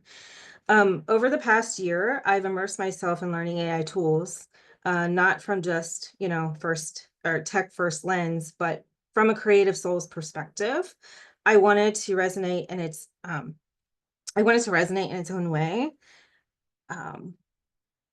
As far as to know what is possible and how these tools could improve or could empower artistic expression. So one day while I was experimenting with Midjourney, something in me just like shifted. My inner child basically just came out since like my college years when I was doing mixed media back in the day with Photoshop and Flash and Dreamweaver, all of those things. The power that we have today with AI tools is just amazing. We can bring things together faster and communicate visual stories like we've never been able to before. So my curiosity and passion has led me here and a community with LinkedIn that have amazing shares, such a great community of kindness, most generous groups of people that I've ever met. And I've learned so much simply by sharing, listening, and watching others grow. So when I saw this entry for the tarot card, I really wanted to inspire and create a story inspired by the tarot cards with certain designers that I really like Rick Owens. Like I kind of tried that approach first with my collection and some other designers to basically bring a collection together that was rich in symbolism of tarot, archetypes that reflect transformation, truth, rebirth, and the unknown. Each of the cards became a mirror guiding the creative direction, which in-depth emotion and a touch of surrealism. My work is very abstract, and so I want to bring that into my AI creations. I use Midjourney, and then I created the video with Sora. I blended them, and then I use Kling, and I also use Runway. I use many different tools to get my end look, but I also have a love for sound. So being able to use AI tools to bring it all together with lyrics and sound, I used Refusion. So I created the lyrics to go with the tarot cards so that I could bring the whole story together as a whole. You know, my work, as long as I can grab your attention and find it interesting and some little small bit of a relation of some story, that to me means the world. So again, thank you so much for this opportunity. There's so much talent that is here, and we are just growing and evolving in so many different directions. And I'm so happy to be a part of this movement. I think that's it. Well, thank you, Angela. I really appreciate you being here and you sharing what we cannot see with us. Your motivation and your approach, your tech stack, and that's really something that I believe the critics and those who are just like onlookers or bystanders not always fully understand. Some people believe it was just pushing a button, but there is more to it. It is true, a short and simple, most simple prompt will give you an image, and anyone can do it. It is a push of a button. But in order to express yourself, to express emotions, deeper concepts, new ideas, to generate exactly what you had in mind, what you dreamt of, what you think of, it does take skill and experience. And then I chose a topic with the combining fashion with the tarot cards, where there's more to it, giving the creatives a chance to put their heart and soul into it, which leads me to a message that one of the winners, Pierre, had sent, as he can't be here in person. And it's about his inspiration for his entry, for his set and series of images. And I'm going to read it out. I apologize in advance for probably pronouncing this or that name in a wrong way. The following text is by Pierre. The inspiration behind my tarot series, Metamorphosed Arcana. Reinterpreting the tarot was not simply an aesthetic exercise for me, it became a true inner journey.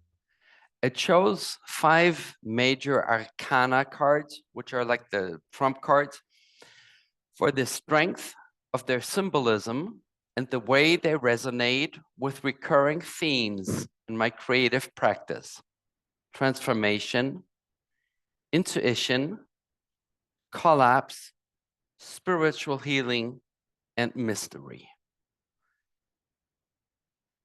The card symbolizing death was the first image to emerge. It arrived like a revelation.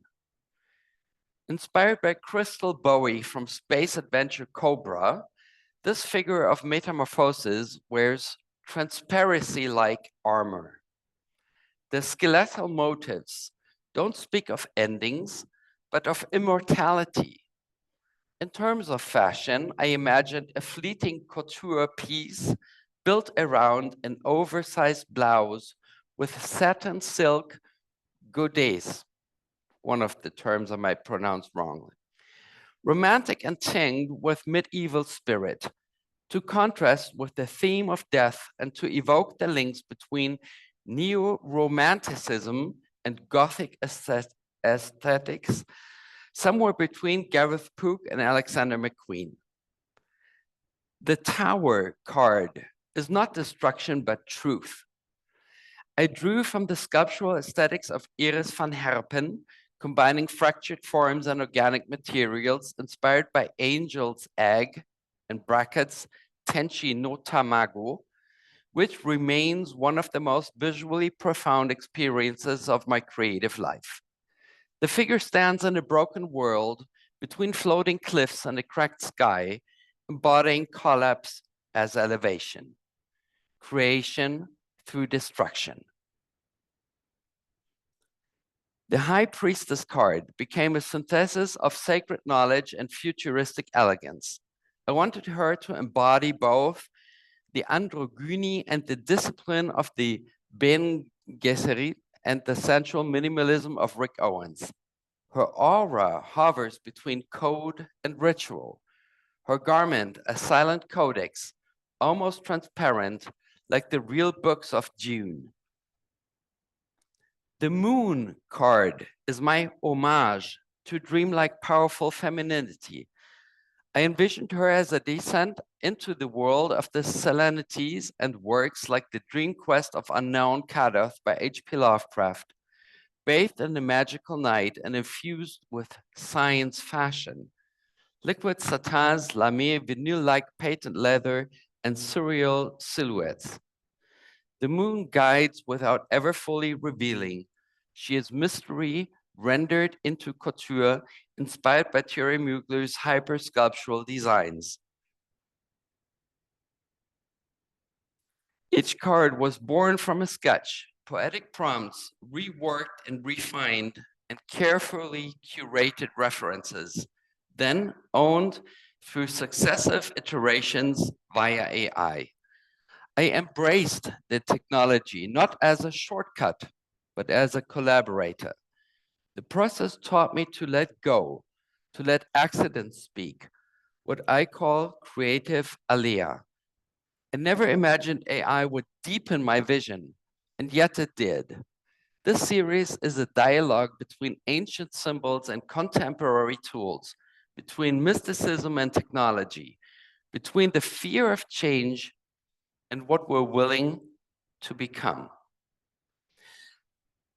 So this wonderfully crafted text is like, yeah, someone opening their heart and soul to us through the images, and with that added information that I was happy to share, I believe it is clear to see how those outstanding works are far more than pushing a button.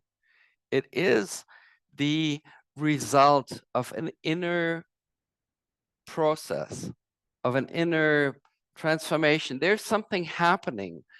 And as we just learned from Pierre, there's a whole lot happening in this case to finally result in images or videos that hopefully speak to us and set something in motion in those who look at it. May they be onlookers and bystanders, or beginners, or seasoned pros in Gen AI image generation. So, Angela, I would be happy if you would react to that, maybe add to that. Yes, I would love to. Speaking of creating emotional, when I was creating my tarot cards as well, I wanted to bring meaning to it, what I felt would relate to others in the world, of mixed messages that maybe sometimes we don't even know subconsciously that is what we are feeling or how we are expressing. Sometimes we know, but we can't get it out. And to see other people relate that they're not the only one out there feeling in this direction or going through this moment. I mean, we all go through these moments in our life and they're not easy. And having that network to know you're not alone, just one message or one visual story can bring so much power and inspiration. I had a response from somebody, and I forget what it was, but well, I know what it was, but I don't want to say their name. However, what they said to me was just, they said, I've never looked at it like this, and it was an outward approach, and it was so inspirational to them. And that to me was the world knowing that I created that connection and that feeling for someone to feel that power. Or I shouldn't really say power, but to feel that message, to bring that alive. And I think as artists, that's what's so important. We need to connect to others and we need to share our stories so that they know there are other stories that are alike, or there's a different approach. I don't know. That's kind of my vision on everything, on how we create. I know when I create everything, I do literally think about the process, and I really do try to put things in place as a visual story and a meaningful way, and not just a creation. So hopefully you guys see that. Yeah, I don't know. What do you think? Any other questions? Well, thank you, Angela. It's something that oh, I'm going to interrupt myself. I just see Tanushree joined us and is raising her hand. I'll be happy to pass the mic to her. Thank you, Christopher. Hello, everyone. Am I audible? Clearly audible? Yeah, great. So, really happy to be here. This was an amazing experience, designing the tarot cards, creating the concepts.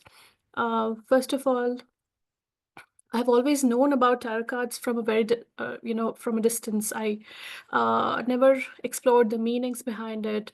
So the first thing that I did was went to Wikipedia or like Google and say, what is the meaning behind tarot cards? What are the different kinds of tarot cards? And that's where I started the, my journey to create the tarot cards. Still, my knowledge is very limited. I'm still kind of, I think, exploring, but it was very beautiful to know, so many hidden meanings behind each and every concept, that how tarot cards, are designed, or, the information that they, they can give you to introspect or to reveal things. So my main inspiration was the whole mystery around it. How it is wrapped around the mystery, it's wrapped around mystery. That was my main inspiration. And dark, why? Because in most of my themes, you will see I have this approach where I tend to get inspired a lot by the cosmos, stars, and otherworldly realms, those kind of things.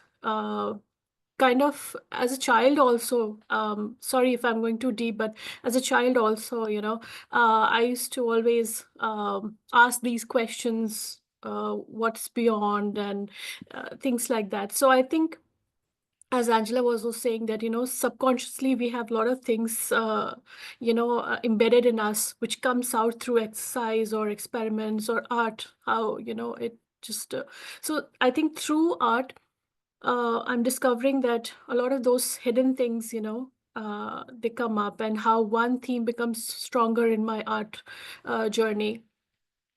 And I tend to repeat it again and again. And when I'm creating, I'm always trying to connect more with my emotions, what I'm feeling at that moment, and then I try to showcase it in my art. Not not from a perspective of whether it'll be popular or not popular, but I really let dig down deep into my emotions, and it always gets connected to fashion because I have a background in fashion, traditionally studied fashion, worked in fashion, and currently also I'm working as a senior women's wear designer at a organization here in UAE. It's called Lulu Retail. And fortunately, I have been given this responsibility to, drive the Gen AI initiative within my fashion department, where I'm doing a lot of different things, experiments, to solve, the problems that we face, or to, sort or solve things through AI. For example, one of the things that I'm working on right now is AI powered photo shoots. So that's been a big challenge, but I have learned a lot within the last couple of weeks that I've been working on. So that's more practical approach of real life execution of AI. But what this sorry so what this open call is, kind of a release of more artistic side of me, so that's what, as I had also posted some time back that how art is therapy, and so for me it is like that. So that's about it. Thank you so much, guys. Well, thank you for being here and for sharing your story with us. Our section comes to an end. Thank you again, Tanushree. Thank you, Angela. Thank you, all participants beyond the winners of the open call. Thank you, Fashion Metaverse Conference, for giving us the opportunity to show and showcase our works. And thank you, of course, the hosts of this beautiful spatial space, Arul O2. Come back after this event also and visit and revisit the various other events of Fashion Metaverse Conference 2025. They're all special, and yeah, love you all, and see you next time. Thank you very much, Christopher. Thanks for keeping to time. Appreciate it. And the next speaker is Jens Laugesen, Senior Head Designer, Creative Director, Designer, Consultant for Luxury and Fashion. And he's going to be doing a workshop about using AI for digital purposes. I had the chance to meet Jens and work with him. It's truly a pleasure. Jens, the floor is yours. Go ahead. Thank you very much, Aditya, to see you in this verse. I just come from another conference where I did a conference at UAL about my creative journey yesterday, where it was about the story that I'm going to tell you a little bit now. I understand this is like a workshop, so I really want to kind of explore what is in my brain behind the stories that you may know or may have seen already. But I think it's a good time to share the thinking behind everything. So I'm just sharing my screen, and then we can go for the presentation. So I'm, of course, a fashion designer who has like a long career in fashion. Today, I'm a consultant, but I'm also like an academic, and I like to work in the intersection between academia, consulting for brands, and exploring what is the future of fashion with the transition from the physical to the digital. So in my career, I've won many awards, but I really like to see myself as an alchemist, somebody who takes elements and puts them together in different ways. And this is the fusion at the intersection of art, design, and technology that I really think. So this is kind of an image that kind of illustrates well my initial interest in science, that was meaning that I was supposed to become a scientist, a microbiologist. And then I actually transposed into like working with the clothing and the body. And I think that is kind of the contrast between what it is. My work is inspired by both scientific realms and also physical realms. And I think this is kind of what I think in the story of my career. Yeah. A quick overview of my career that evolved from high school in Denmark, where I was a math physics scientist, and I was supposed to have worked in science, but then I started to work in fashion from the assistants. And after a career in Paris, I went to Paris where I worked and I studied couture, and then I worked in a couture house. And at the end of 1999, I realized I wanted to be more creative and went to St. Martin's. And during that time, we had September 11 happen. I think that is the crash that kind of inspired my creativity, that ignited the process of looking at what fashion can be. And it launched from Brand New London Fashion Week. And after that, I became a consultant. And for many years, I also collaborated and did many fashion films on the way. And then the pandemic happened, which kind of did the ignition of the digital reboot for me and for the world. And today I'm kind of exploring this in my practice. Just a quick overview of what happened with the September 11. At the time, I was deconstructing garments and kind of reconstructing new ways to see how fashion could be.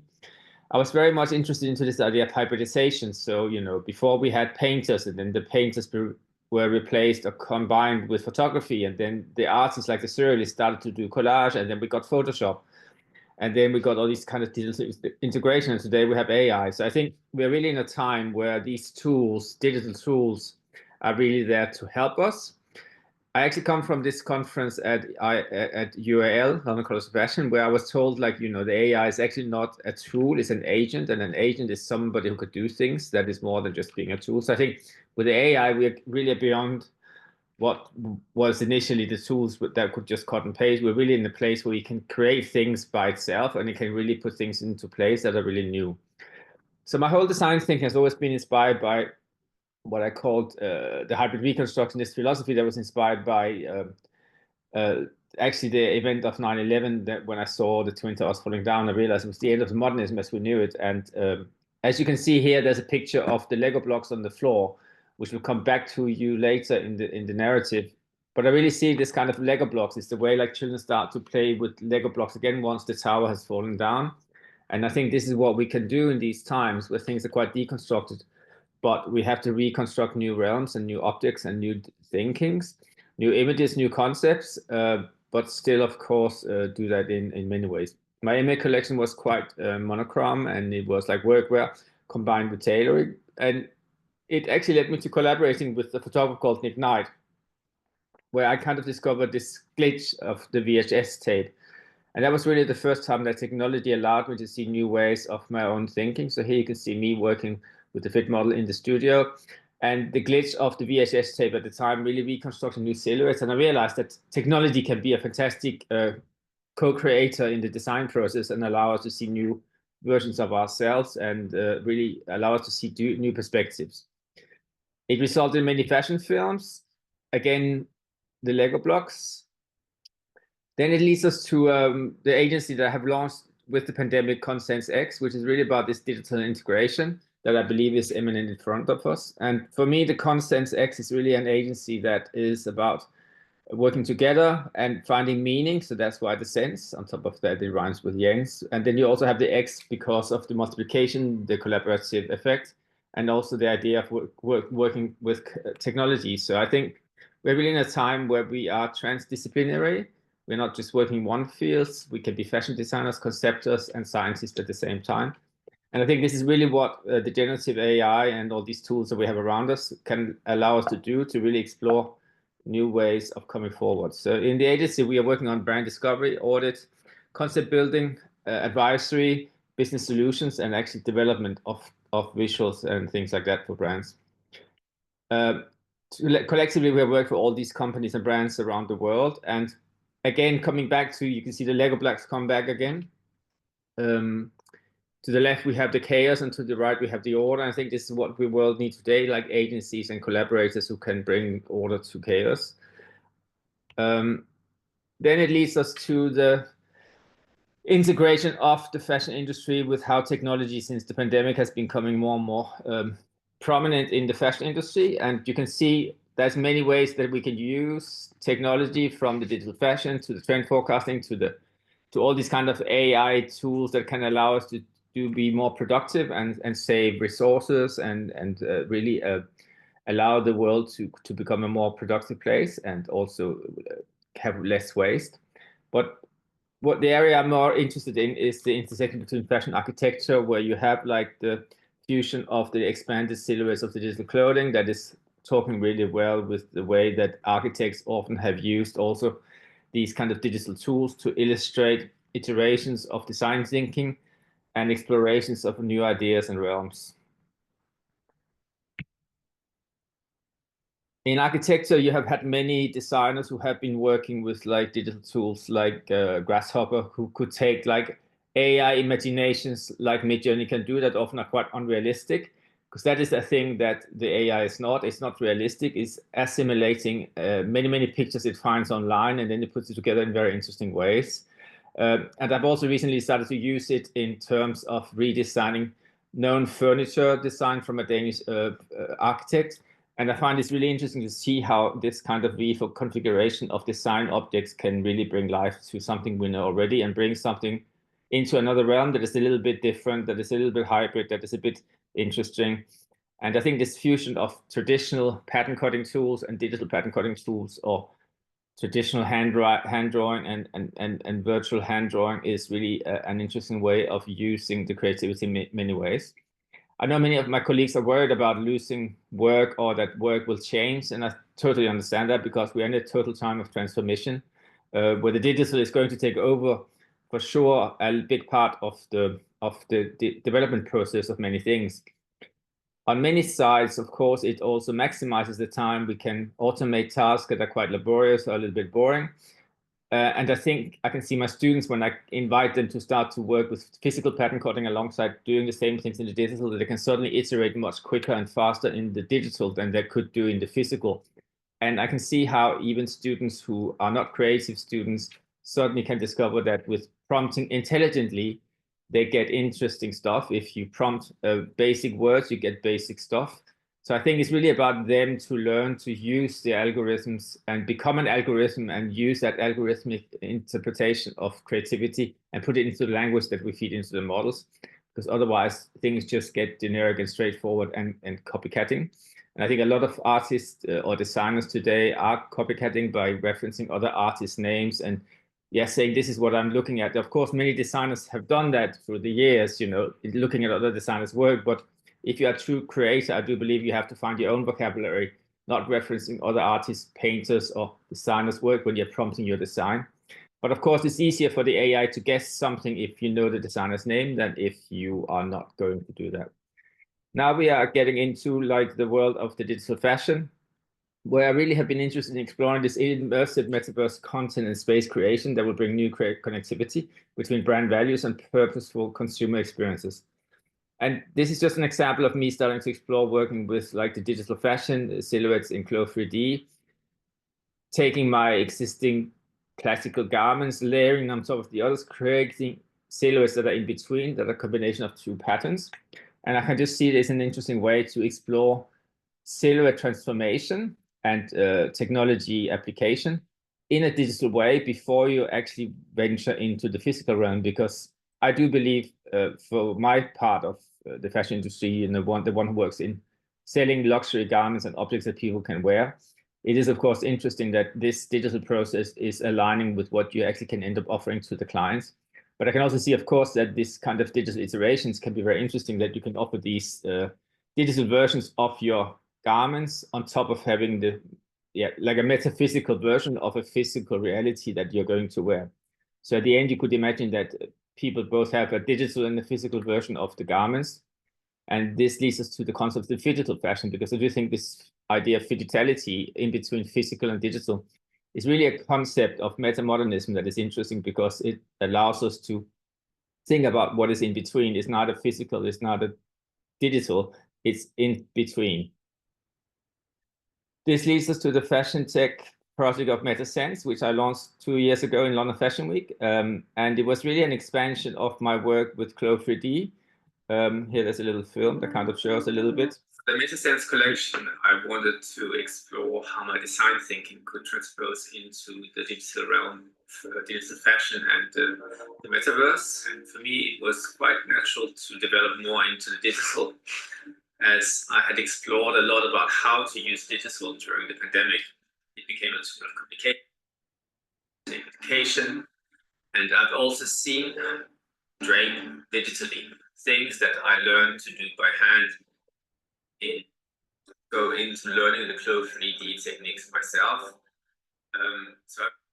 So in this process, what I realized that when you work in digital realms, you can actually do fittings online. You see me working there with digital designers in New York, in India, and Amsterdam during the pandemic. And I realized it is possible to do these things in the digital way that I would normally do in the physical way. So you can see the blue lines that I draw on top of the screen is kind of my indications of how I would want the digital pattern cutters to work with the transformation of what they were starting to do and becoming, and then creating the final gammas you can see there. Then I also discovered this kind of expansion of the silhouettes that really became the core of the fashion film that I launched in London Fashion Week, you know, and I think this kind of exploration of this expanded silhouettes are extremely beautiful because we recognize it's a trench coat, but then it's a meta trench coat. It's something that is a bit beyond because the sculpture is very fantastical. And it's a project I'm working on currently of how I could actually make that into a physical garment, but I also would like to turn this into like a virtual reality experience. I've already had these kind of experiences done in VR, no, in AR app, but I think if you could have an immersive experience like this in a virtual space, in a physical space at the same time, it could really be transformative for the audience to understand that there is a huge advantage in having both physical and digital realms of everything around us. So this is the example of a virtual gallery that was done in London Fashion Week, also with Virtual Trust, a Hong Kong startup that has been I have been collaborating with for like 2.5 years as creative director for the startup and helping them position the brand towards a bigger audience.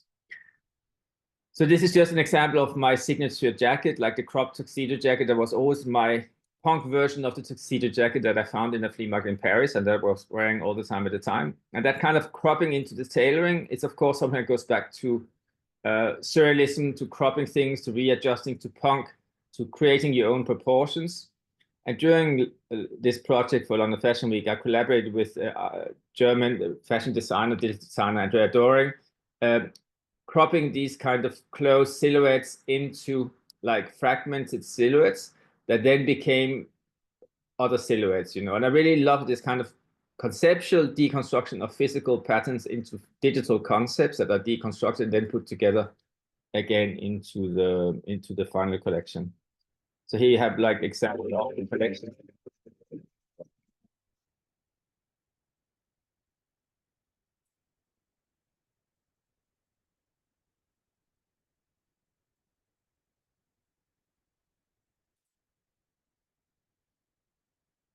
Again, some more of the iterations of Andrea, what she did for me. And I think, you know, this digital tool is really an amazing way for designers like myself who are very practical. We're not so much into the metaverse, but really there to trying to create objects of consumption that is both in the digital and the physical realm, that is also turning towards a luxury item that people can actually wear too. And it's just interesting how you can observe the objects in different ways, you know. I also love this iteration that Andrea did for me, where she took a picture of one of my silhouettes and printed onto the dress. And I think it's just such an interesting way to be able to explore versions of things before you go into producing them physically. Here's just a little example of the film that I did in London Fashion Week, just to show you a bit the beginning of it. So I started with a shirt, and then it turned into like this multiplication of the same shirt in different expanded versions that allows us to see the same object in different ways. So in London Fashion Week a year ago, I did this digital event that was both physical and digital. So you had like the digital gallery, you had like the physical space that had a similar feeling. You had the physical catwalk and physical art installation done with an artist. And then there was a physical film and a digital film of the same objects. And I really realized that people could suddenly start to see, oh, this is physical and this is digital. And that is a way for the majority of people who are not into the metaverse, who are not into gaming, who are not into living a life online, but who really wants to be in this world after the pandemic, but to kind of teach them about how this digital realm can actually be an enhancement of the physical realm. And it was really interesting to see how they kind of started to play with the AR app in the space with the garment next to them, and they start to realize that this can actually be a transformative experience once you try to explain the experience with that. Physical installation of my garments that also exists in digital realm, and again, more of the showroom design that was done again by virtual tools. So this is a digital catwalk I did in Portugal last year at Blockdown Festival. And here we have the MetaSense collection that I showed in Digital Fashion Week last year, where you kind of can see this beautiful immersive space with the films projected, and then yeah, you will have the models walking out. So it does give the audience, even though if it's in a traditional format with a catwalk, but it does give the audience an experience of having this digital with the physical at the same time. And I do think it's interesting to see how the trench coat, that screen comes out next to the trench coat, is deconstructed at the space behind it. And I was told by the audience, that suddenly they can really see there is the physical catwalk, but at the same time, there is this digital exploration of what the artistic side of the object can be. So I think this is really where I am, science combined with creativity plus disruption. I think disruption is key. If you are an artist today, you have to disrupt. If you are scientific, you have to disrupt. If you want to do generative AI, you have to disrupt. I think many things that I see are quite ordinary. And I think if you want to really produce something interesting, then you have to find something interesting to say and to prompt. And I can see with my students, in the beginning, what they prompt is very basic. It's maybe reflecting thinkings. They're referencing other artists' work. And I think what I learned from myself is the more disruptive you are in your language with the AI, the more interesting it becomes. So here I just wanted to quickly show you some of my images with Midjourney that I have been playing with, trying to explore how Midjourney could help me kind of disrupt and come up with ideas of tailored jackets, classical fashion garments for classical brands. So this is kind of my way of being a consultant for classical brands, looking into what these garments can look like. Illustrate for a brand what garments could be in a certain context. It could be for a campaign idea, for an exhibition, for a catwalk, maybe a campaign idea, even if the Midjourney sometimes in runway becomes a bit disrupted, but I still think you can get the aesthetic of the possibilities. I do like the way these kind of low-res silhouettes, they get a bit strange, but that's the beauty with Midjourney sometimes. And this was kind of the core of everything that I wanted to show you about with the Lego principle, that it's a Danish toy that was done by a guy who was doing like wood blocks in the 30s, and he realized that it didn't stick together, so he invented the Lego block. So this idea of the Lego block has really inspired my working with everything, So in Danish, it means play well, and this is what I think design is, and what the play with science and generative AI is. It's about playing, being experimental, and not going for the flow. So here you can see an example of a project that I did using the exploration of what a collaboration between Jens and Lego could be.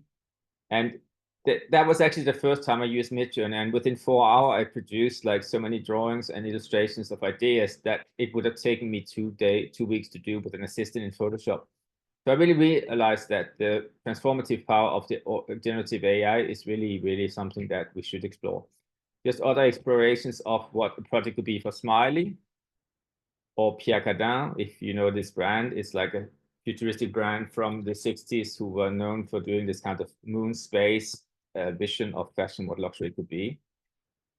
And this was a project I presented last year in the Metaverse Fashion Conference, leading us to a collection that I did also lately with the use of AI. And I think you can see how the AI can really help us explore the creativity that was behind the brand that I was pitching to. So I often use this for pitching to brand. And this is just an example of how with AI and in Runway, you can sometimes create something really beautiful. Here, I just put in the word wind and it did that. I've never been able to reproduce this again since, but it was the beauty of one moment. And I really like this as a concept that you could not recreate it again.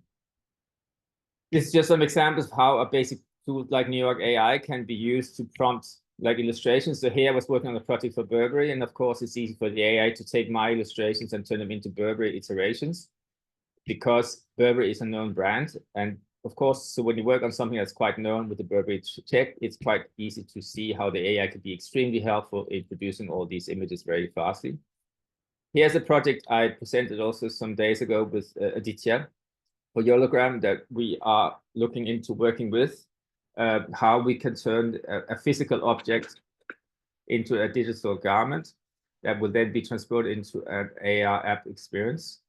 And I really like to show people the interconnections between the digital and the physical. And I think it's really interesting when you start to play with everything and explore the things. You know, I even love the way the glitching happened to the silhouette to the right, and that could become like a print. So it's a really positive and creative tool that you can use.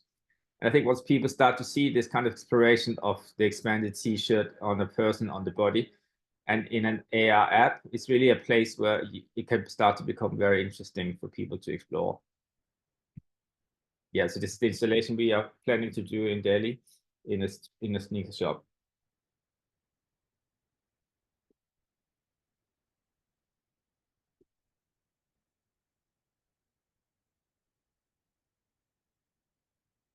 I didn't expect to find someone talking to a stone today. Okay, It's so the stone is still surreal. talking. Stuck in this rock form makes one ponder. Yeah, so that's difficult to get rid of. Fight! I didn't expect. So yeah. So I think I will stop with this today. So thank you very much for listening to my story.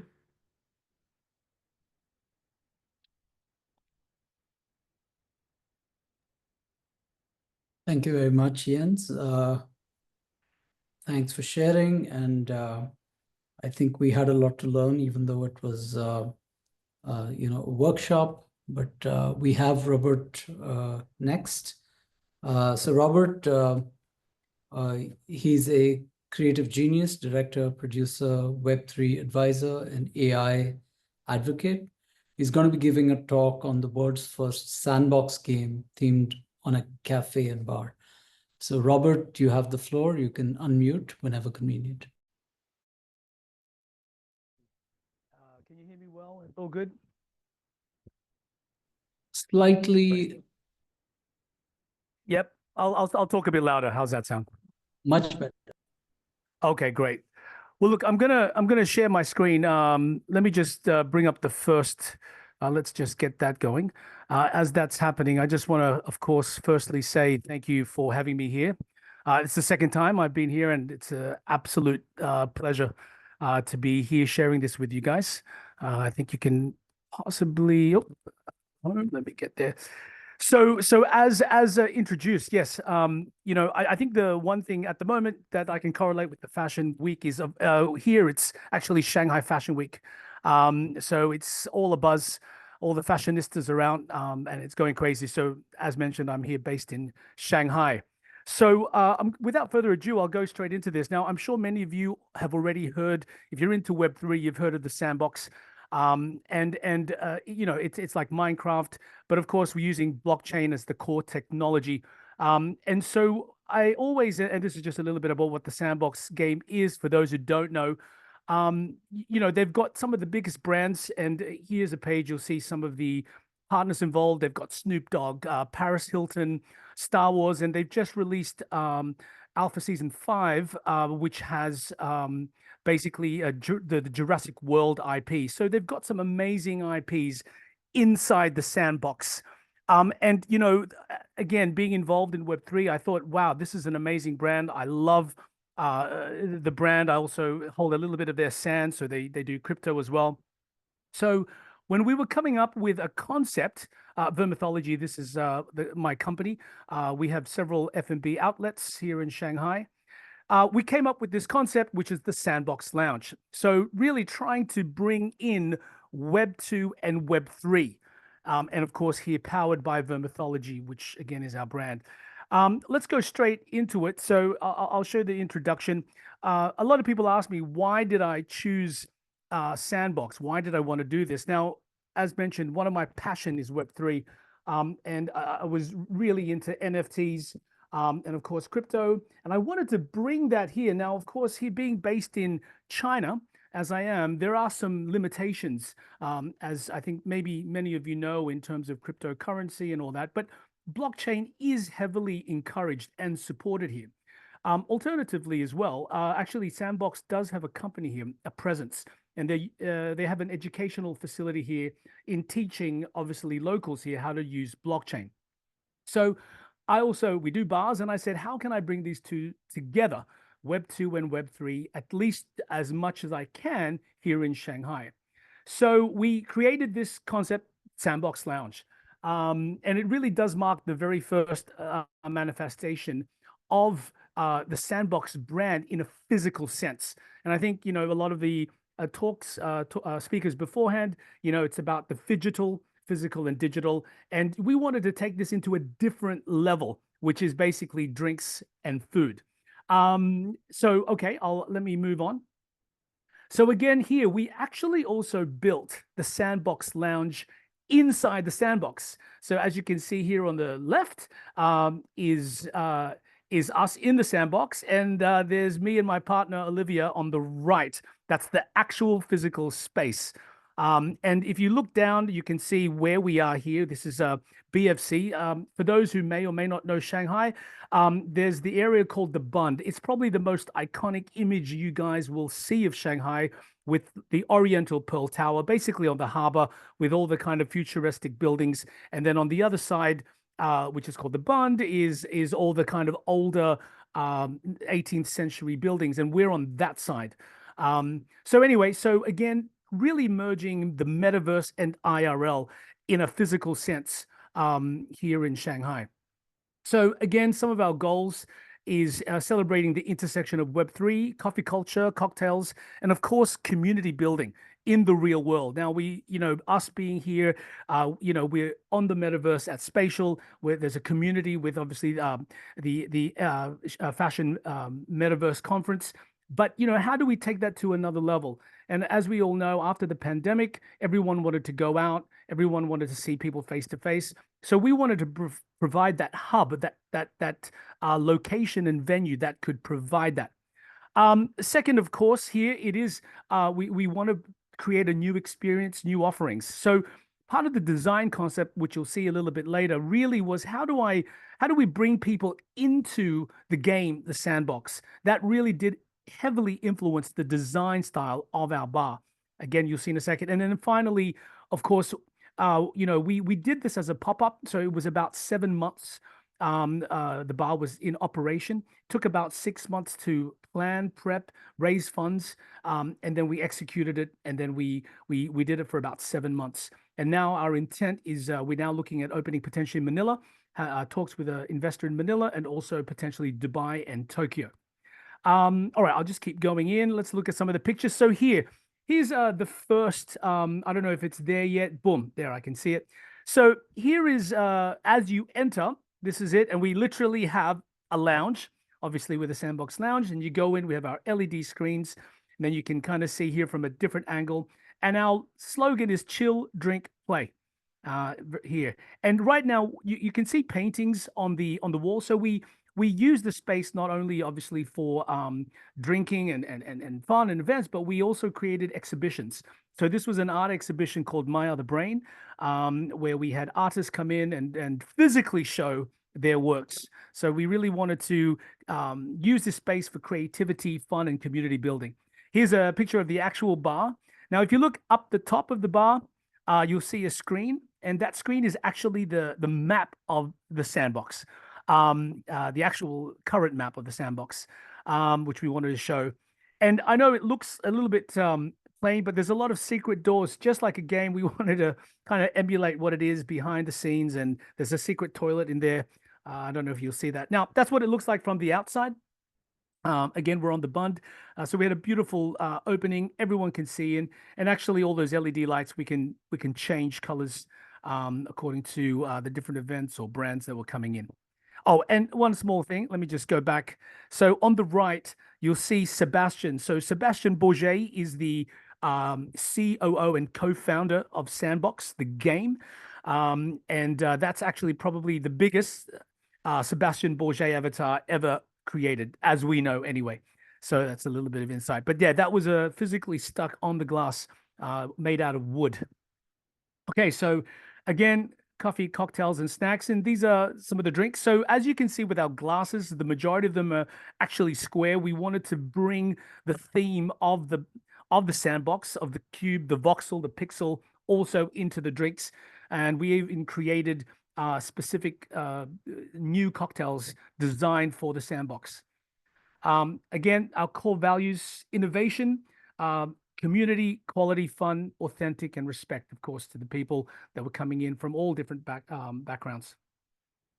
So the location, again, as mentioned, is BFC. That's the Bund Financial Center.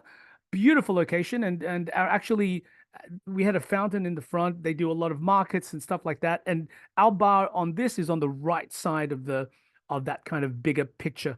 And one of the iconic buildings there is the Fosun Museum, which is that big thing with bamboo strip kind of designs, and that actually moves every hour in the hour with kind of music. So that's one of the highlights. And literally behind that, and there's the Mercedes-Benz on the left, and literally behind that is the water. So you're right on the water on the Bund. And there's a bit of a map, and you can see the zone, water on the right, and that's the Bund Financial Center.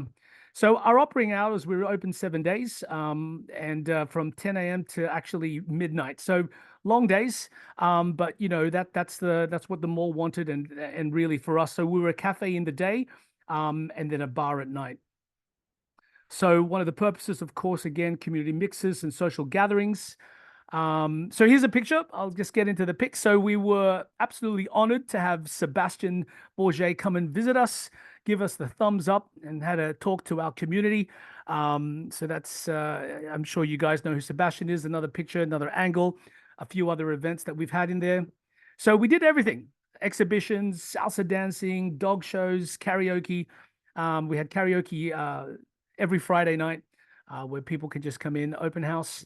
In the middle there, you can see we had guest bartenders on the left. We had a wall we called the Wall of Fame, where people could sign their name, and actually we're about to NFT that wall because obviously now it's closed. So, and all the people that came will send them an NFT. Here's some more kind of community shots. We had shisha talks. There you go. Here's more community, the galleries. So it really was probably, when we were open, we were the #1 Web3 bar in China. We could safely say that. Definitely the biggest. Then we had a sandbox. We actually had an arcade game where you can play, you can log in, you can register, which was, of course, from a sandbox game perspective, was one of their, say, one of the things they really wanted us to do was to help onboard people, bring people into the game, and really introduce the game. Now, although globally Sandbox, I would say, is relatively well popular, in China, it still isn't as well known. So, you know, we really did aim to put Sandbox on the map, which we believe we did in Shanghai. There you go, some artists, singers, rappers. And these are just some of the events. You can see what we did. We had AI talks, tech talks, NFT talks, dancers, special guest DJs, special guest bartenders, and the like. Then we had our own little kind of designs for clothes, boom, boom. Now, again, just looking at this in terms of the color. So we literally even picked the same color as a sandbox, both what we used on the floor and also the ceiling. So these design styles is specific to the sandbox theme. That's us there. Boom, boom, boom. And there we are. Sandbox Lounge. So look, just adding on to that, I'll just go back a page.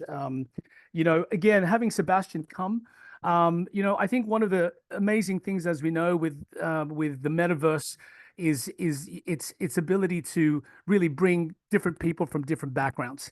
And again, you know, one thing that we wanted to really encourage, and as we are when we open in Manila, is really bringing communities. Now, one thing that really, in terms of revenue from the business side of this, at the end of the day, what I did tell people, although we had this theme, is we had to sell coffee and we had to sell cocktails. So there's also that challenge from a business perspective, you know, and we had to be innovative in how we brought those people in.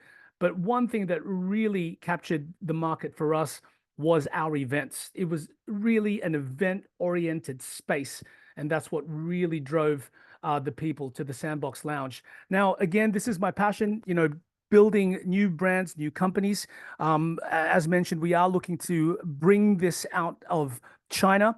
And why is that important to us? I think one of the main things is that we're able to then, once we take it out of China, we can really incorporate the Web3 element of that. What I mean by that is, for example, if you had sand You might get discounts on, you can use your Sand cryptocurrency to actually buy a cocktail. Another idea is you can actually buy an NFT online of a drink, of a cocktail or a coffee, and you can use it, show it, and we know you, and then we'll give you the physical coffee. You can drink it, and many other benefits incorporated into that. So we're really looking at exploring how to truly combine the Web3 world and the Web2 worlds together, physical and digital, into one. That's it for me here in Shanghai. And again, thank you to everyone, particularly Isola, who invited me again. I know it's really difficult bringing all these amazing and talented people together. And again, it's such an honor for me to be here. Thank you very much. There's my Twitter or my X account if you'd like to add me. And I hope to see you guys very soon. Hope that is my time. Thank you. Yeah, Robert, you kept the time. Thank you very much. In fact, very excited to look at the Sandbox Cafe when we next go. The next speaker is Marco Biancioni. He's a senior researcher in the National Research Council of Italy, CNR, and he's going to be talking on reflections of AI governance, shaping the future responsibly. So Marco, you have the stage. You can start. Thank you, Aditya. I will share you my screen.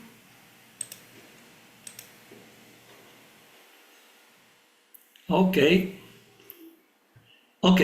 so the main character of the comic you can see at the exhibition in the pyramid is the AGI, the Artificial General Intelligence, a supposed artificial intelligence able to match or surpass the human capabilities. Such an AGI could be a single superorganism spread across the internet that could eventually perform some physical functions through robotic agents, every robot acting as a single cell in a body. We all play here with the AI. It is an extraordinary tool for us. We are techno enthusiasts, of course, and contrary to what ordinary people may think, it does not limit our creativity, but it expands it. For people like you and me, this era seems to represent a new golden age for the arts and culture, a sort of new renaissance. But of course, we know that there are immediate dangers in the global adoption of AI. Some examples: manipulation. AI can be used to create realistic deepfakes, for example, and spread disinformation, threatening public trust and democratic stability. AI-driven automation has the potential to replace workers in various industries, leading to unemployment. Governance must address the potential impact of AI on the labor market. They must invest in education and training programs to support workforce transition. AI systems collect and analyze vast amounts of personal data, raising concerns about privacy and the potential misuse of information.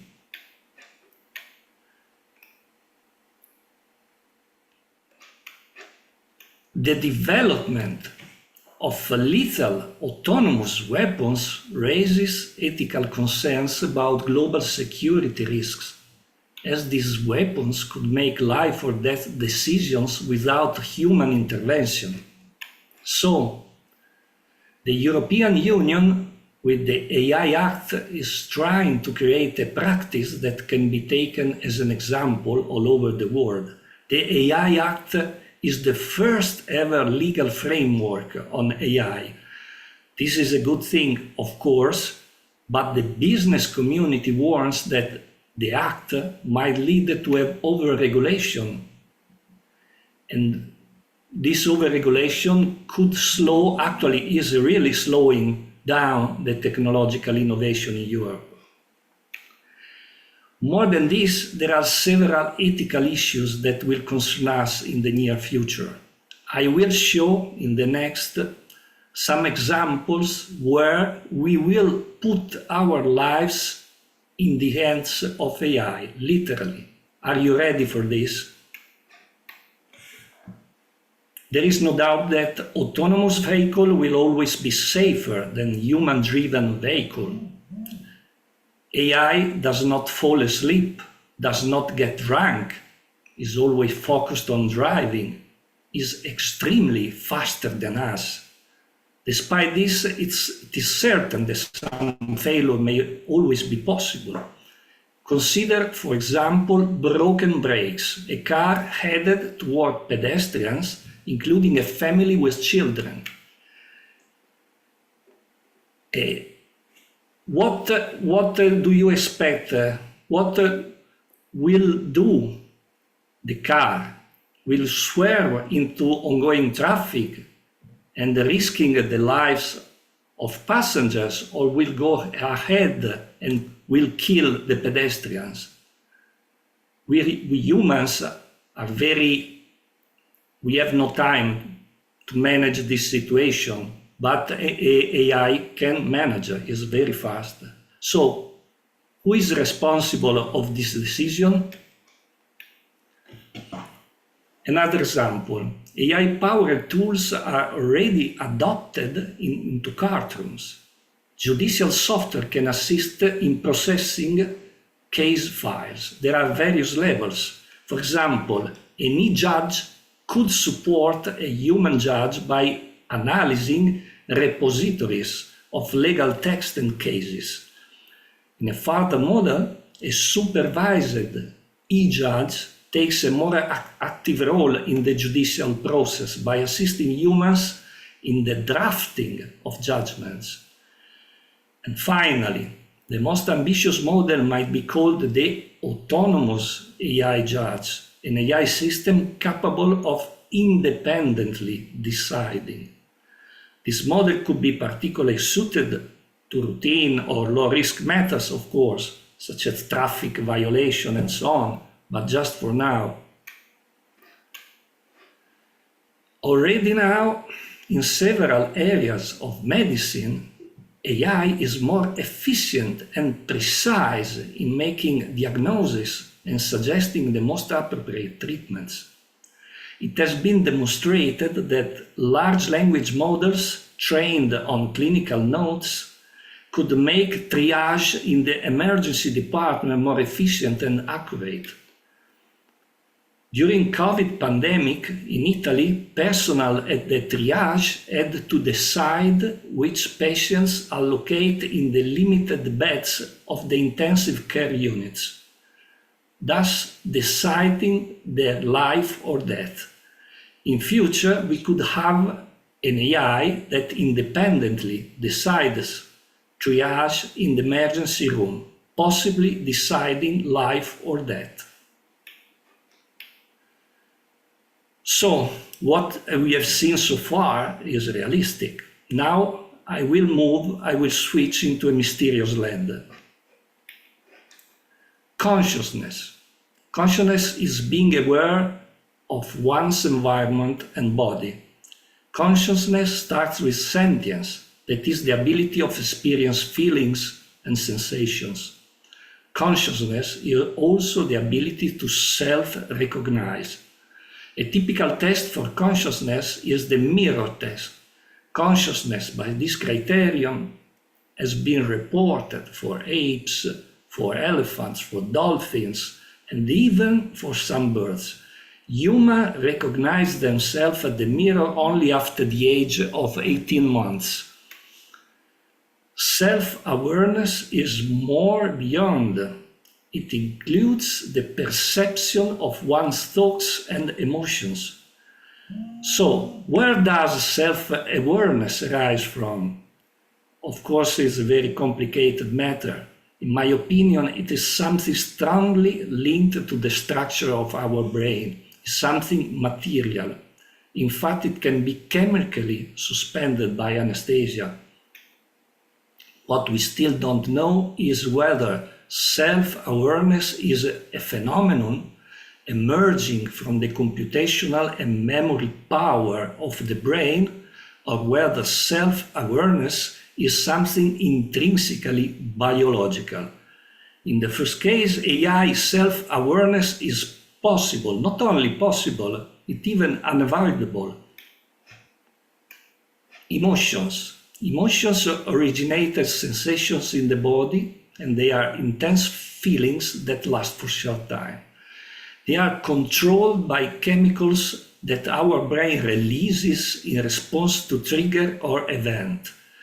They are necessary for our survival, but they are also a strong limit for humans because they control us and trigger our destructive instincts.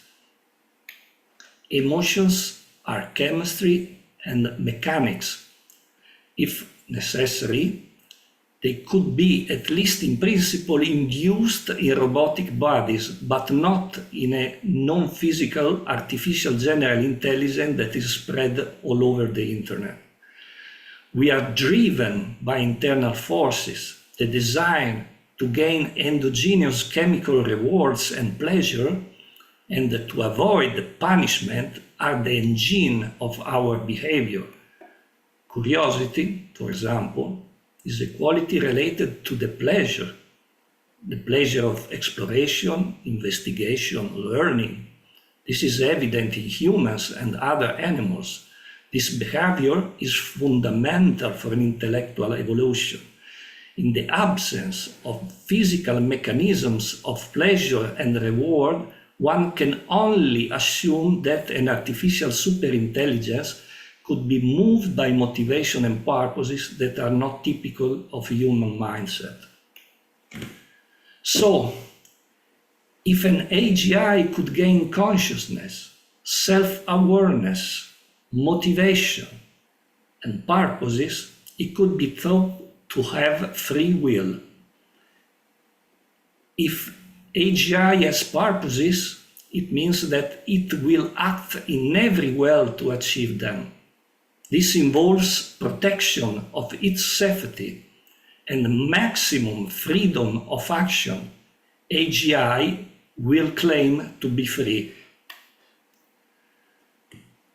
So the technological singularity is an hypothetical point in time at which technological growth becomes uncontrollable and irreversible. In this sense, AI would be the next step of evolution. We humans could, in future, be together with AI in the crossroads of two roads. One road is where AI and humans merge and evolve together. To achieve this, we should transform ourselves. We should transform into cyborgs. And we must have brain implants needed to connect us to the internet and to our artificial counterparts. In this symbiosis, we could offer a set of positive emotions and feelings generated by our biological mechanisms that provide motivation, curiosity, desire for knowledge and creativity, while our minds would be expanded by artificial intelligence. On the other hand, our individualistic biological drive that lead to oppression and supremacy would be strongly weakened. This would probably be an option for a limited number of people, oligarchs, technocrats, and billionaires. The other road is a dead end. Like in my comic that I invite you to visit in the pyramid, humans become a threat to the planet and a drag on development. The history of evolution teaches us that when a superior species established itself in the ecosystem, previously leading species become marginal or extinct, especially when coexistence is not possible due to limited resources. An AGI would be so powerful that if we become a barrier to its development or even existence, it could eliminate us very easily. This would like the apocalypse, the end of the world for humanity. I know this last part sounds like a science fiction comic. It is a science fiction comic. There are very specific things about our biological sense that seem difficult to achieve with devices based on plastic and silicon. I don't agree with this, but I admit that the criticism is reasonable. I want to leave a teaser. Hybrid computers are already being tested in the laboratories. In these devices, the front-end electronics interface a biological core formed by a cluster of human neurons. For now, the size of these mini brains is a cubic millimeter. These biocomputers are already able to perform simple but astonishing tasks, such as recognizing faces or playing simple video games. But this is another story, maybe for the next conference. So I thank you for your attention. Thank you very much. Thank you very much, Marco. Thank you for keeping to time. Stella, you're next. Stella, a digital creator. She's the founder of Alana Project, and she's also the lead steward for the Unlock Protocol DAO. She's going to be doing a workshop transforming your digital avatar into a fashion icon. And she's also going to be hosting and moderating a panel with many people joining about a creator's path to success. The floor is yours, Stella. Thank you so much for the intro, Aditya. And Marco, this was a great presentation. I slipped in half through, but I share some of your views. And I think it's always important to look at everything realistically, right? That we're like being thrown in. So thank you for this. Okay, yeah, I want to talk a little bit about using AI essentially to produce visuals that connect with your maybe metaverse personality or the avatar that you put in virtual spaces. And I wanted to share a little bit of my workflow and how I did it. Can you guys see my screen? Does that work fine? Also, I should probably open the chat. Yeah, we can see. Yeah, okay, cool. So this is a little bit of the process. So something that I've been using a lot recently is Comfy UI. And just FYI, the installation process has become so much more accessible. So now Comfy UI is just like a regular software that you install. You download it from the main website. You install it just like any other software. It sets up the back-end coding environment with which you don't have to interact. Also, this is not advertisement for Comfy UI because I don't get paid for this, but it is an open source software and resembles, in my opinion, maybe a better way of using AI, right? Where it's not centralized around platforms that can also keep your data. So whatever you're producing on Comfy UI on your own device, it stays with you. It doesn't go to their servers. So this is something that you might want to consider as a creator adopting. And so some of you who have been using Blender, this setup might look somewhat familiar. This is a classic node setup. So the first thing you do is you load a model. The model you have to download separately. Then you design a prompt. This is the positive prompt. So maybe I should make this green because this is the positive one. This is the negative prompt. So you have two different spaces to design those. So this is the negative one. So I don't want to have bad eyes, shouldn't be CGI, shouldn't have watermarks, right? Stuff like this. The empty latent image essentially decides on the resolution or also the format of the output.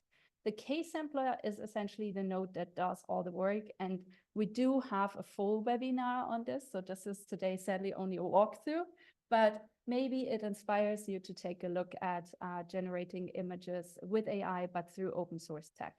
And this is essentially the final image that I can generate. So we can run this one more time to maybe get something different or slightly different at least. And ta-da, we have a different image.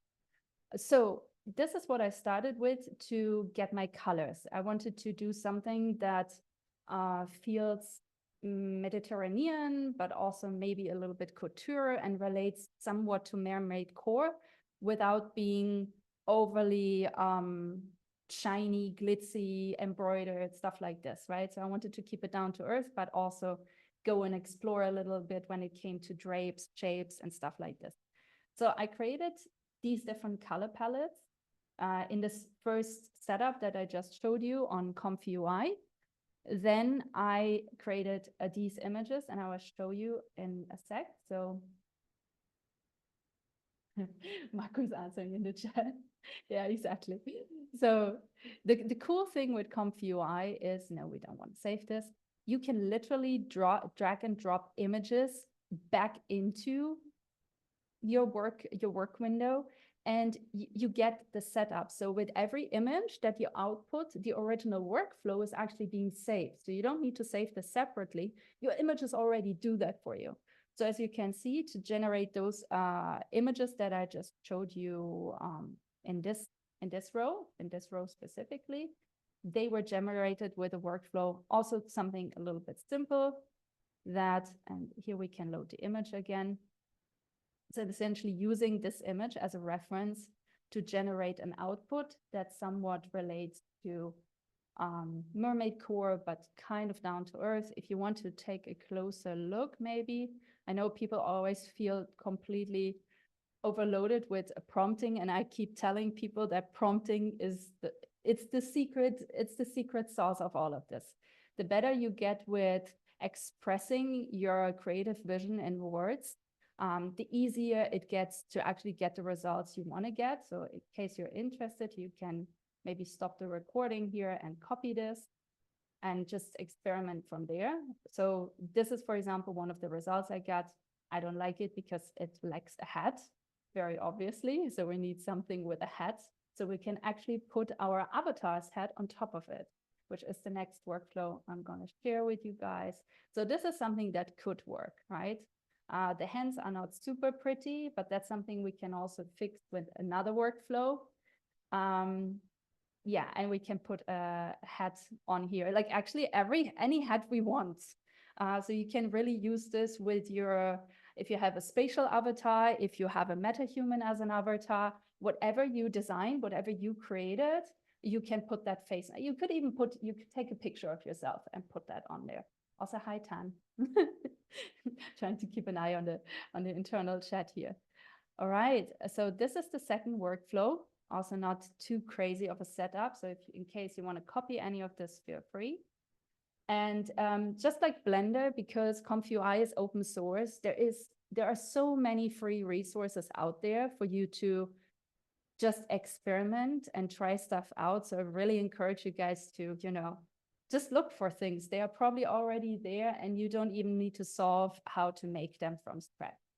So then comes the, I personally think, more exciting part, which is I use my metahuman avatar and swapped her face for the original face. So if you remember, this is now the swapped face. This is the original one that we had before. So again, because this is a walkthrough, trying to keep this, no, we don't want to save this.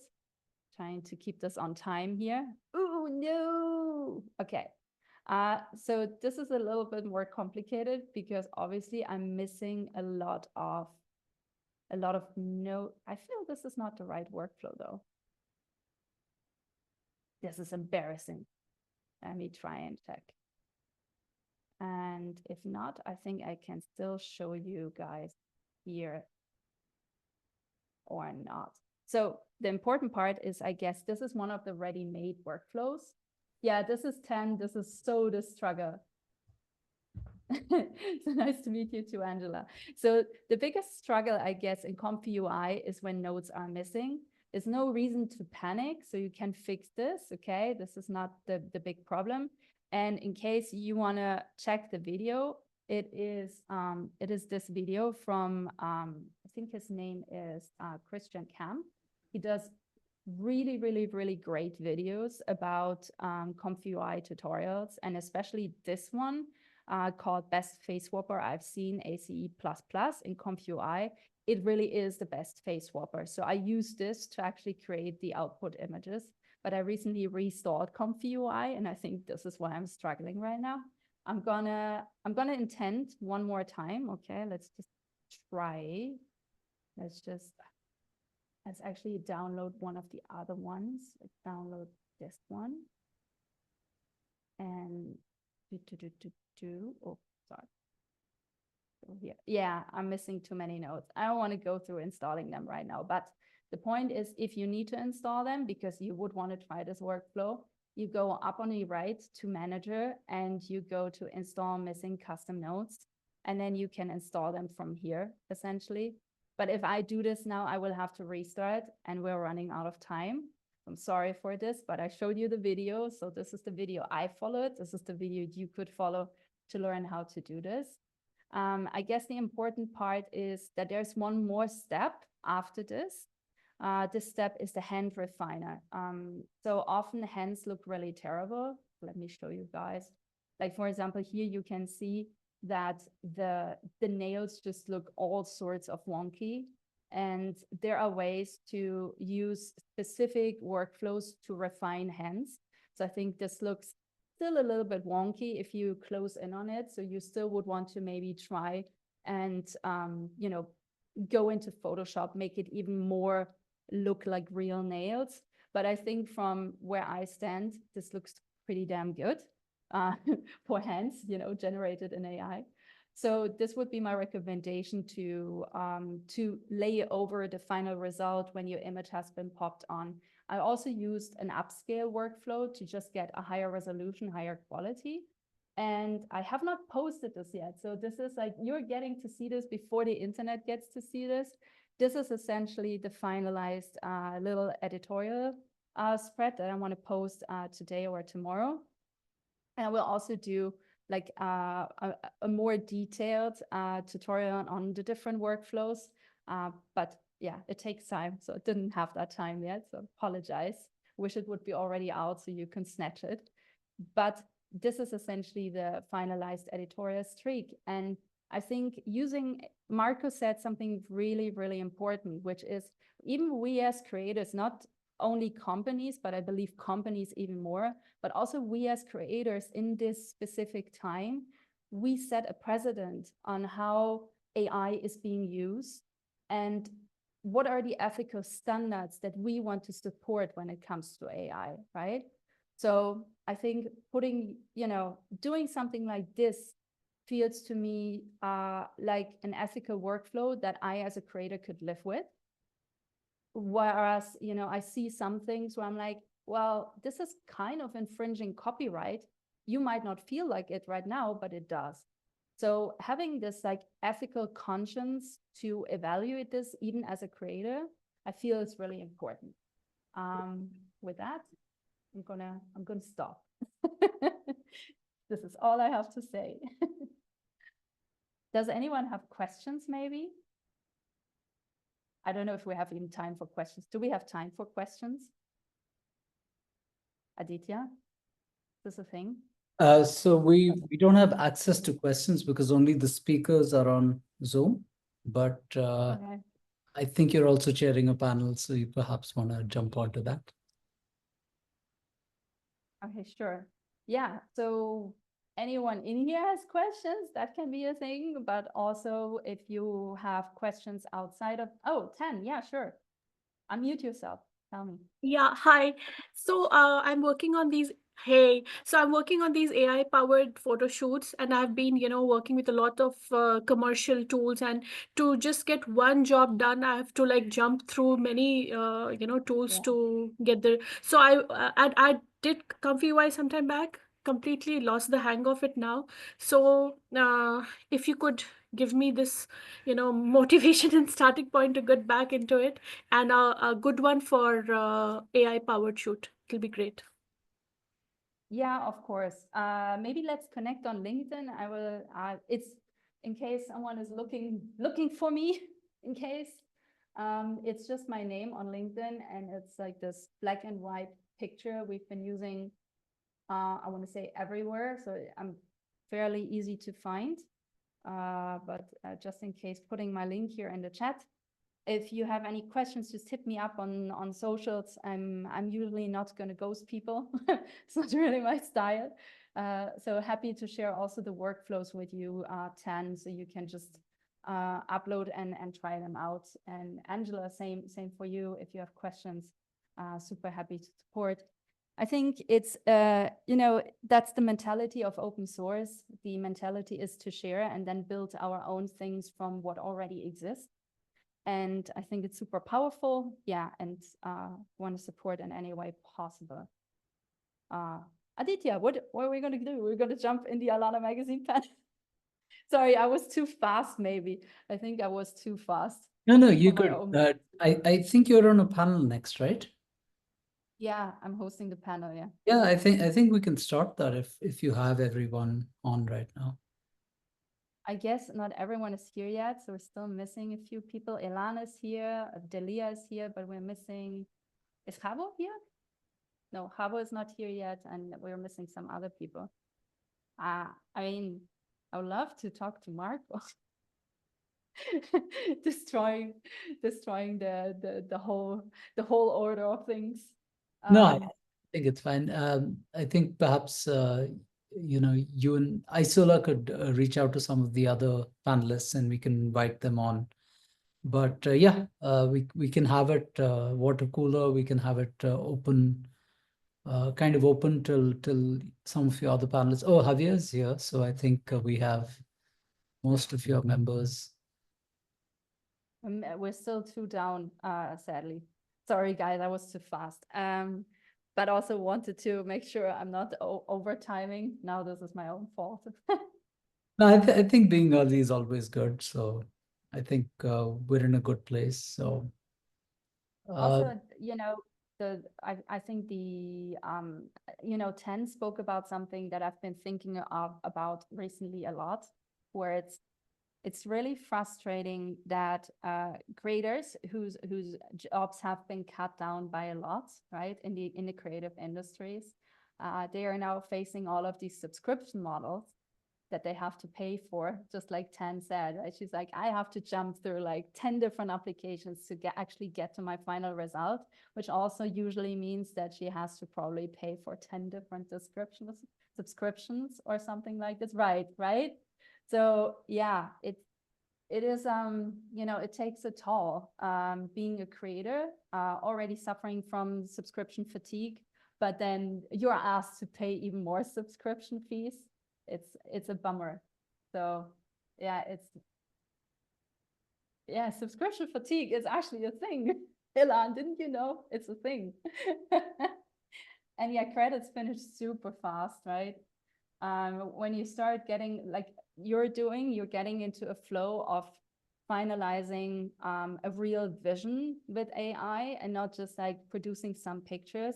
Yeah, it gets to that point where, yeah, see, Ilana has, I think every creator, content creator or a creative creator, I think everyone knows about this. I think there is no one truly surprised about it. So we do know the answer to that. The answer is that the big people are going to do everything single window. So if you see the kind of image generation that's coming out of ChatGPT now, it's kind of blowing everything out of the water. It's like much better than Midjourney and very high quality, and you can change things. So, you know, you are going to have the big Llama, Gemini, and ChatGPT become the one-stop solution. And then it's going to be, and then we're going to feel bad for all these small solutions out there, which were helping us earlier, but it's not one solution. You think so? I actually think models are like essentially builds like ComfUI do that because they provide the infrastructure and then you can train your own models and load in models that are specific for what you actually want to do, but you can keep the workflow intact. So you don't have to change around a lot. That's what I think, but yeah, so a node-based, node-based gives you more control. But if you listen to what Jens said, he said that we've moved away from tools to agents. So essentially, we are now talking to software which is single purpose, where you tell it what to do. There's less control, but it does something and gets back to you. So I feel, yeah, it's interesting. It's interesting whether we want more control or we want, we want the system to figure everything out. More, Yeah. more control. Yeah. Okay. I think everyone is here, Aditya. I think we can Wonderful. move on Wonderful. I'll mute myself. and stop my rambling at the same time, which is great. Okay, welcome. We have next essentially a panel with the active contributors to the Alana magazine. And yeah, I hope you can show yourselves, show your beautiful selves. Is everyone here? You guys are dropping onto two different screens for me. Okay. So this is great to see. Okay, so we're all here. Are we all here? We're all here, I guess. All right. So thank you first of all to Isola, to Aditya, to everyone involved in organizing Fashion Metaverse Conference. We're super honored to be here. Not just giving a quick walkthrough of something I did with AI, but this here is essentially a panel by the Alana magazine, and Havo is already turning heads. That's what he does. And yeah, we came here today not to necessarily promote the magazine. That's not the goal. The goal is to maybe help understanding what this magazine actually is all about and how you could potentially use it for your own exposure. So that's kind of the idea, right? Alana magazine has a story, and everyone joining us here today can tell a bit of that story. So let me quickly introduce to you Elan, Chavo, Delia, Shelpen, and Oinyola, Oinlola. And I hope I'm getting it right, but I'm super overconscious about it. So I apologize if I'm doing bad again. Yeah, Elan, you want to go ahead, just introduce yourself, tell everyone what you're doing at Alana magazine. Awesome. Thank you, Stella. Hi, everyone. My name is Ilan Dene from Ilan Dene Codes. I make fashion tech content on my YouTube and Instagram, and I also contribute to the Alana magazine, as well as I am the podcast host. So that's been really fun. And yeah, back to you, Stella. Thank you, Elan. Okay, next up is Javosito with the hearts and turning heads. Not that, no one would know you here, but please introduce yourself. And unmute.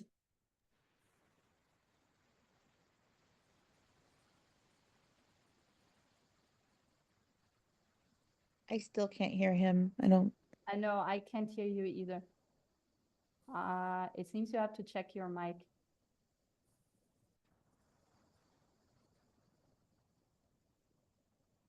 Okay, no worries. I will let Delia go next, and then you can come back and probably have a voice. We root for you having a voice. Okay, Delia, you want to go ahead?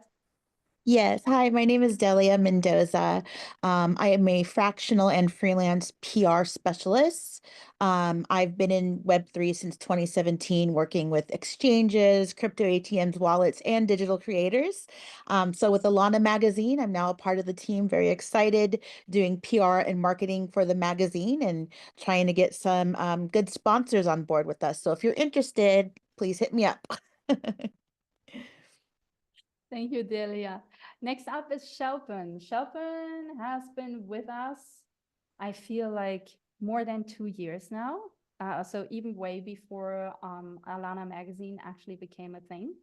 Shelpen, are you here with us? Can you say hi to everyone?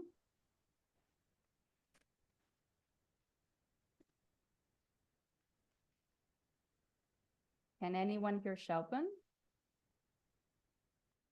Nope, me neither. Shelpen, I think you have to do the same thing. You have to get off and come back. Can you guys hear me? Yeah, we can hear you. Go ahead. Yeah, sorry about that. So I'm Shelpen, and it's really nice to meet every one of you. I'm a creative writer for the Alana magazine, and I'm just an overall very curious person. I make music on the side, and yeah, I'm happy to be here. Thanks for the intro. And now, Lola, please say a few words. What's going on today? Why is the sound off for everyone? We cannot hear you, OS. Oh, yeah, now we can hear you. Yes. No, not anymore. Oh my God, what is this? You want to get out and come back as well? I think you just have to fix your audio somehow. And just for the audience out there, we actually did a dry run yesterday because everyone was so nervous. Can you guys hear me now? Beyond our control. Yeah, we can hear you. Welcome back. Okay. Yeah, thanks. Yeah, so hi everyone. My name is Lola Shofela. I'm a designer and a creative writer, and currently I work with the Alana Magazine brand and identity team. So we focus on putting the Alana Magazine brand out there, giving updates about our behind the scenes activities, and also promoting the brand everywhere across different social media platforms. Yeah, nice to meet everyone. Thank you. Gabo, you want to go ahead to try again? Say hi. Hello, guys. Can you hear me now? Yeah. Yes. Oh, thank you. Sorry for that, guys. Well, my name is Javier Guzman. I'm Jabo G. I'm leading partnerships and advertisements in the advertisement spots in the Atlanta magazine. It's been a wonderful time writing all this way with everyone in the team. And well, thank you very much for being here. I appreciate very much your time. And we will be talking about a little bit of the magazine. Thank you. Thanks for the intros, guys. I know this is always the nerve-wracking part, so now it's going to get easier. Okay, so we decided for those of you who don't know what Alana Magazine is actually about to share a little bit about it. So Jabo, can you share a bit about the origin story of Alana Magazine? Because you were kind of like, it's all your fault, right? So tell everyone. Yes, of course. I would love to. Well, it was back a little bit like 2 years ago already. So working a lot of time already. So we had this idea of having a way of we can promote everyone in the digital fashion community so we can share everyone's work so they can not just be on social media, so we can have another streamline in this way for the magazine for more viewers outside of Web3.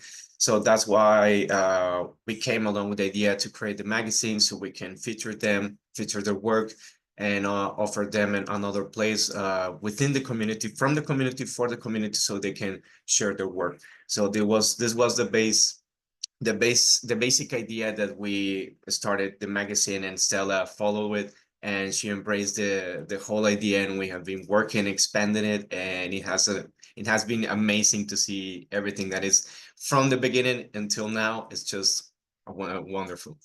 Thank you.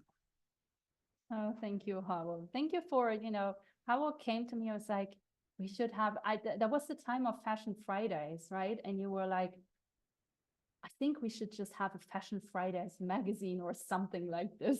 And I was like, actually, kind of like sit on this over Christmas time, right? Because around Christmas, we always take like 6 to 8 weeks off because everyone needs to recharge. And I sat on this and I was like, this is actually a good idea. We should do this. I don't know how, but we should do this. So since then, yeah, it's been a wild ride. Putting the stuff together in the way we think it matters and makes sense. Shelpen, so again, right, you've been with us for quite a while. You've been jumping between different meetings. So I want to say, aside from myself, you're probably the person who knows the Alana project as a whole the best. Can you tell us a little bit about what you think makes the magazine maybe unique and why it does matter that it exists? All right. So the Alana magazine is unique in the sense that it's not just like your run-of-the-mill magazine. It is a place that is focused on, platforming creators, giving them a space where they can be seen, where otherwise, like such a creator, like a small creator who's, they have awesome work, they have good stuff, but they don't have that exposure. The Alana magazine exists to, you know,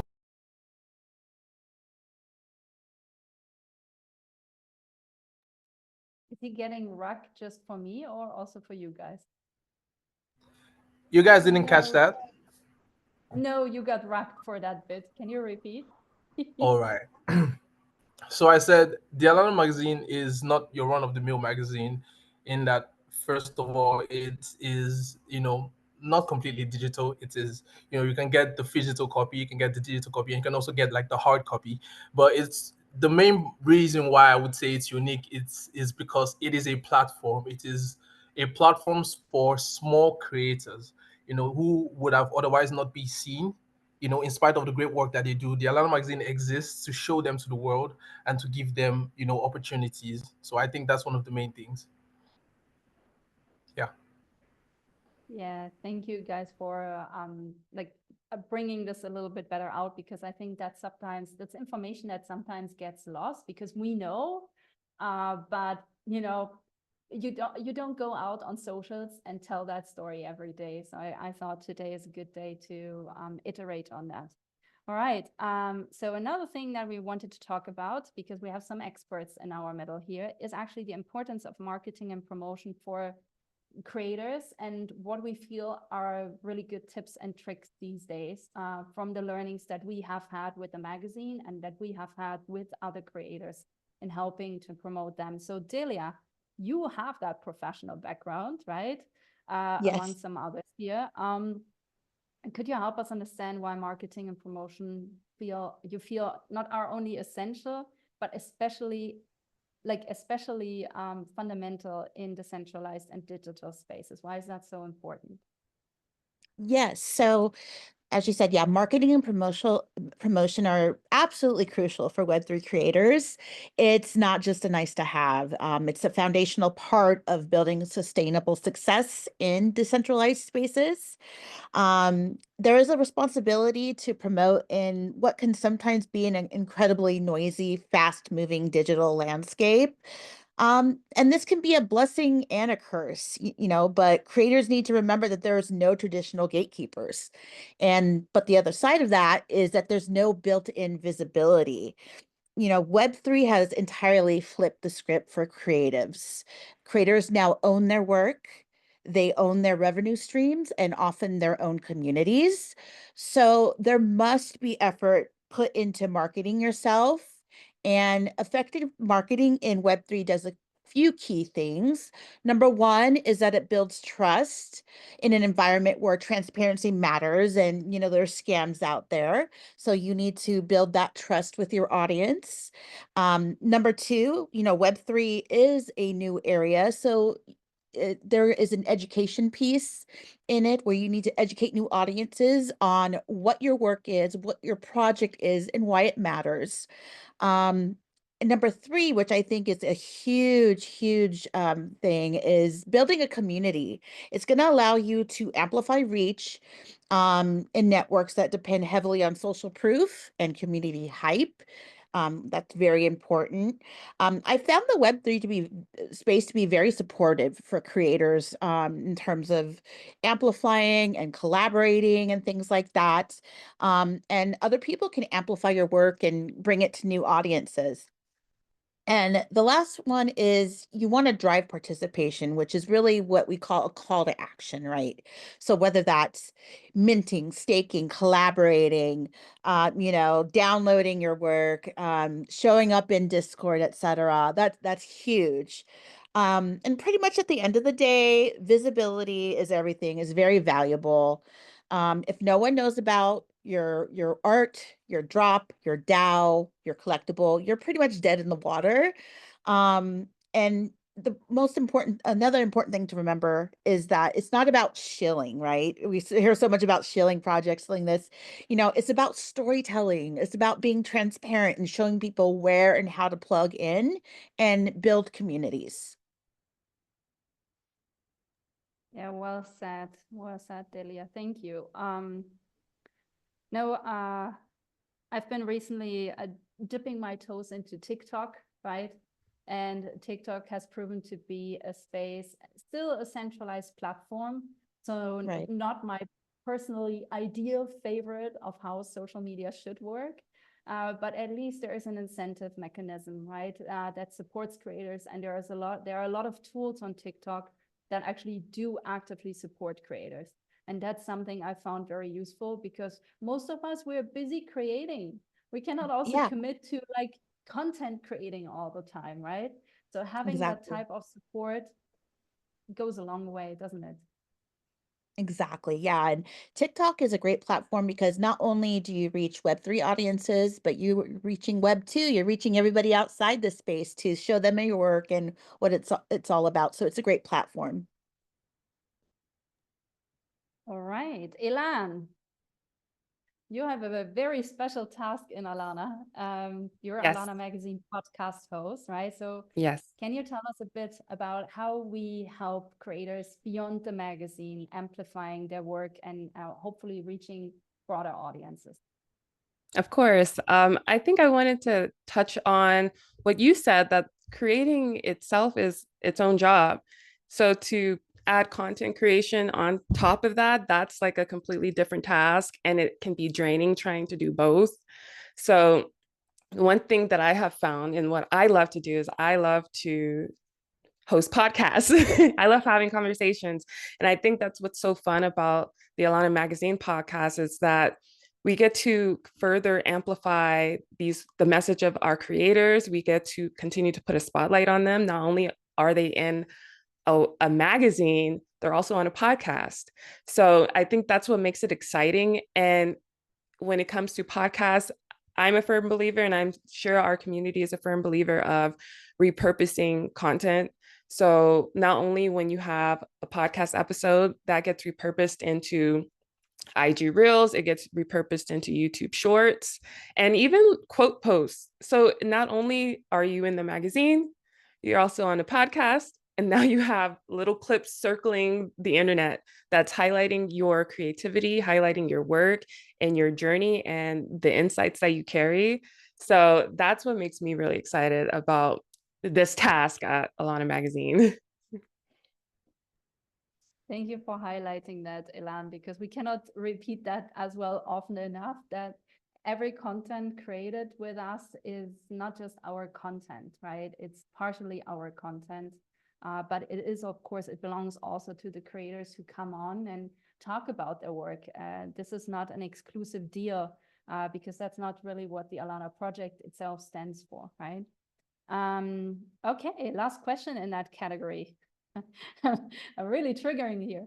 Okay, Oyan, Lola, and I hope I got it right this time, and Delia, what do you think in 2025 are the best tactics for a creator to generate awareness for their work and promote it? What do you guys think? Because this is your jam, so maybe OS can go first. Okay. I believe there are various ways for creators to promote their work and generate awareness for their brand in 2025. So, but I'm going to go over about a few tactics. So the first will be building a strong personal brand.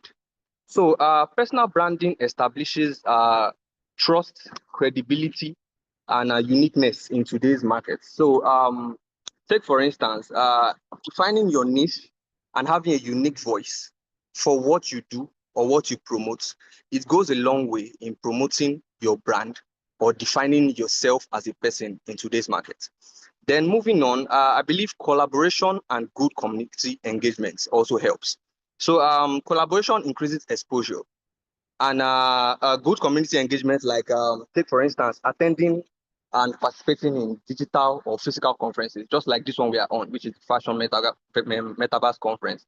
It helps you show yourself out to the world, present yourself to new people, and establish new connections and network with people you've never imagined meeting before.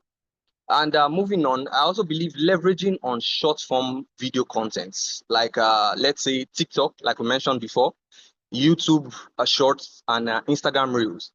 These will go a long way in promoting your business. It helps you boost your discoverability, and also helps you improve engagement on what you are selling. So you can do like a catchy visual representation of what you are promoting or what you are designing or what you are selling, basically whatever you are doing on any platform, it's good to promote it on this short form video platform because that's where everybody is. Most people just open their TikTok nowadays and they're always looking for content, what they are looking for, what they want to see, and having your product out there, your good products, your branded product out there will go a long way in helping you promote your business or promote your what you are into your work. And the last thing is multi-platform strategy. Just like I mentioned before, creators should look into the Web3 platform, like bringing their work into the Web3 platform, designing under the Web3 platform, and developing other strategies for promoting their business. So it shouldn't be only just one certain place. They should have a strategy of promoting their business on multiple and various platforms to help them to help people discover their products and for them to promote their content products. So I believe that these few tactics in 2025 would help most creators generate awareness and promote their businesses better or their work better. Yeah. Those were a lot of tips. Thank you. Right, Delia, do you even have anything to add at this point? Yeah, I have a little bit to dovetail off of what Oyin Lola said. Basically, just all the platforms, right? I know creators need to spend specialized time creating, and I know how it is because I'm a solopreneur, one woman show here, but you have to get your work out there. And with the short form videos, especially, a way to do that is doing tutorials, a behind the scenes look at how you created, what went into that process, what was the inspiration, and maybe walking through the tools, maybe like a how to, things like that, sharing knowledge. Another good way is collaboration, what the corporate world calls co-marketing, collaborating with others, people that maybe have a bigger reach than you or even don't, just uniting your powers together to get your guys' work out there is very important. So I would say those two things I would add. Yeah, these are great additions. And I will also just put in the chat, I will read because it doesn't get to the outside chat. There is many platforms to push, but remember to look up to your stats numbers. These will tell you where to aim. And I think he is right. Depending on the content you create, there are more suitable platforms that receive your content better than others. And making sure you understand where that is, it does really matter. So thank you for that addition in the chat as well, Javosito.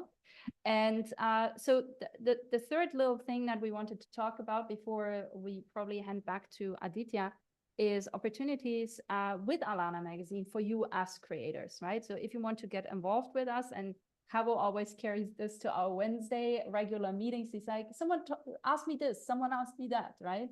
So we are here to tell you how you can become part of this if you want to. And Shelpen, could you elaborate on the process of how people could get involved with the Alana Magazine? Because we have two things up right. Actually, one thing is open right now and the other one will be open soon. Can you share more about that? Yeah, so we are currently running we currently plan to run two competitions. One is out, and it is to get art for the cover of the Alana magazine, and the other competition is to get for like the fashion editorials. So they're basically like four themes for the fashion editorial competition. The one for the cover is currently out, so you can go ahead, give your best work and apply. And it is totally anonymous, so we don't know who is giving us. We're just judging based on the quality of your work. So yeah, everyone is free to to take a shot at this. So I will hand I will hand over the rest of the details to Delia. Yeah, Delia, can you explain a little bit more about the process itself, like how we're going to do this? Because that's different from last year. Totally, yeah. So the submissions for both the cover and editorial competitions, the good thing about it is it's completely anonymous. Judges will not know the identity of creators. This ensures a fair and unbiased selection process. So really, it's anyone's game, right? In terms of the criteria that judges will be basing submissions on, One is the quality of the work, of course. Second is the alignment with the theme of magazine, which is air. And third is technical quality, pretty much the correct file format, the ability to open the files, etc. Very important. Overall, the goal is to provide an equal opportunity for both well-known and lesser-known creators to be featured. There is a new Telegram group that we have where creators can get support and ask questions if they need help with their submissions. And overall, the process is aimed to be transparent, based on merit, and focusing solely on the work itself rather than the creator's reputation or following. Yeah, exactly. That's a big step up because last year that was still all very internal. And I felt that that is not really grounded in our general consensus agreement that we have at the Alana project. So we're stepping up the game. And this year it will be a much bigger council who evaluates the final entries. And yeah, essentially they will not know who you are. They will really just judge along the theme. So the theme is air, and then the fashion editorials have very specific briefs. So you might want to check for those before handing something in, because that's definitely a strong evaluation criteria if you match that brief. Don't, transform yourself for this, right? The idea is that it fits with your aesthetic and that you're proud to put this work later onto your portfolio. So make sure to hand to something in that matches what you are already doing, right? And keeps telling that same story. I think that's super important. And yeah, Elan and Chavo, how do initiatives like the community-wide cover competition and themed editorial contests, do you think empower diverse creators? What do you think? Like, how is that a thing? And that's my last question. And then I will stop harassing you guys. Okay, I'll go first. So again, going back to if you're in the magazine, you're on the podcast, and that gets transformed into multiple other forms of content. And all of these contents you can link back to your own portfolio, whether it's on LinkedIn or if you need to embed the link, like it's all there for you. And the sole purpose is to allow creators to create on their own terms, to create opportunities, to give other creators a platform. And yeah, that's it for me. Yeah, well, I want to share well on this side as well, because that's the main idea that we created the magazine on, so we can offer everyone in the community a place so they can showcase their work, so other people can see their work. They will see the quality of your work on this great editorial that is very much talking about everything that is behind on the back end of the creation of Web3, that is very, very much important to understand for creators. And this will help you to showcase your work, to be aside of many other creators that have taken place in the magazine, that they're working very hard, they're showcasing their work out to everyone, and you'll be part of all these great creators. So I encourage everyone to take part in the magazine. It will be amazing for you, for you, for the team, and for everyone. And remember that you're not only engaging with the magazine, you're engaging with the whole team, because we all push together and we're all aiming to the same goals. So you will be supported by everyone in the community and in the magazine. Thank you very much. Thank you, Chavo. Thank you guys in general for coming on to this. I know this is always a hard ask when I'm like, hey, let's all go there, right? So thank you guys for, making the time, coming, telling people more about what you essentially do in your free time, in a way. So thank you guys for that. And yeah, this is all we came here to say. Aditya, you want to take over? Yeah, thank you very much. Thanks for keeping to time again, Stella. Now we've come to almost the end. We're going to have a DJ party in the end in Spatial. But before that, we're going to have a amazing talk by Giorgio Gramegna.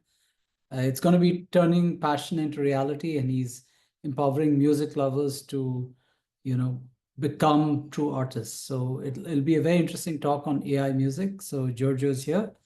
The floor is yours. Yeah, I'm here. Hi everyone, and thank you for inviting me here. again. I am honored to be here, and actually, it's very interesting the topic you asked me to speak about, because I'm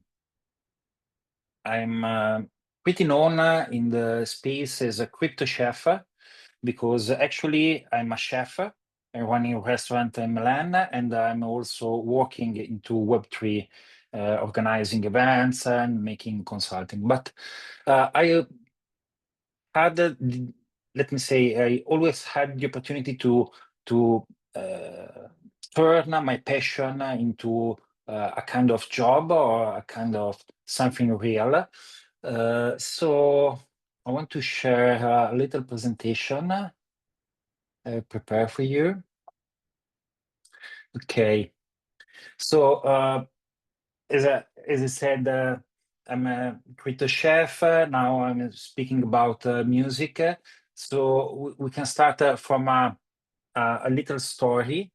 The story, I started from tech and I arrived to food. I started to work into marketing agency with top brand like Alfa Romeo, Barilla, IKEA, and many others. Then I founded my agency. I went to MasterChef.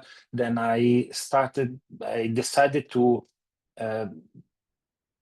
change my life and going to food industry, opening catering, then a restaurant, and serving more than 20,000 meals in 2019. Then COVID arrived, made a huge reset. So I come back to technology because I had a lot of time. So I started studying Web3 and became an admin of one of the largest Web3 community on Telegram, DeFi Italia. And I started to work as a Web3 consultant. I also have a small YouTube channel called Crypto Confidential, which make interview to people that work in this industry while I prepare some food. I organize events, Web3 related in Milan, in my restaurant, and some other stuff. But in this summer, because I'm doing a few things, I started creating music. But why I started create music with AI? At first, because I know nothing about music. I mean, I love music, I listen to music, I know what I love, but I cannot play anything. Then I wanted a soundtrack for my brands, especially for my food brand, Food Pornography.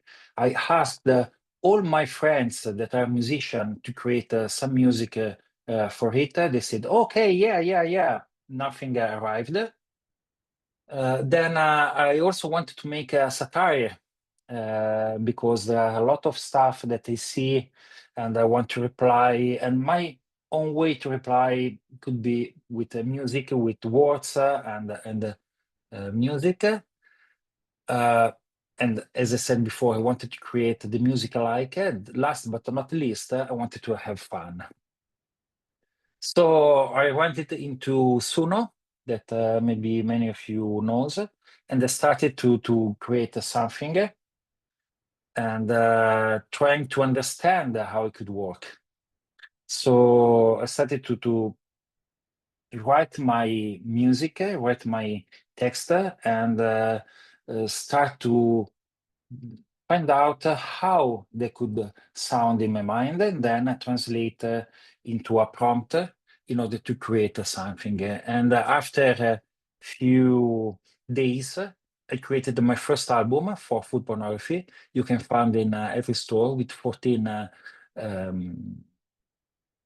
tracks.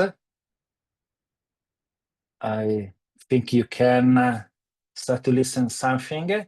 This is in Italian, actually. And it's amazing that I found out that you can create music with not only in English, but also in Italian. And it's amazing. And another thing is the satire I mentioned before. So, for example, when Elon Musk presented Optimus and he said, okay, we will be in an age of abundance, with one of my friends, Francesco, we replied to Elon Musk with a video with our Twitter account, satira.ai. He created the video and I the music. Now I show you.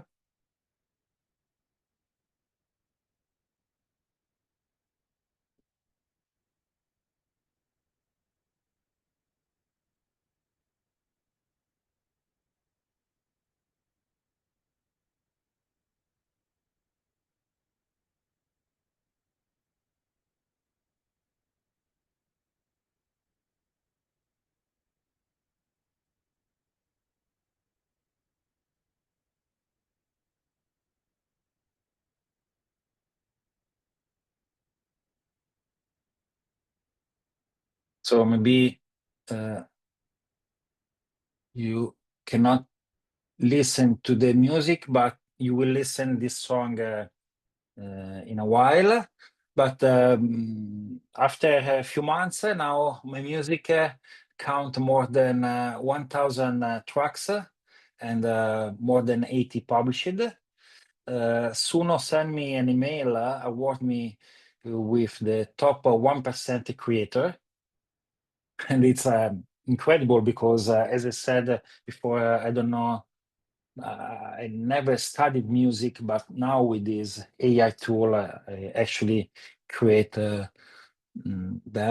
And here, few of my creations. And the songs actually I played.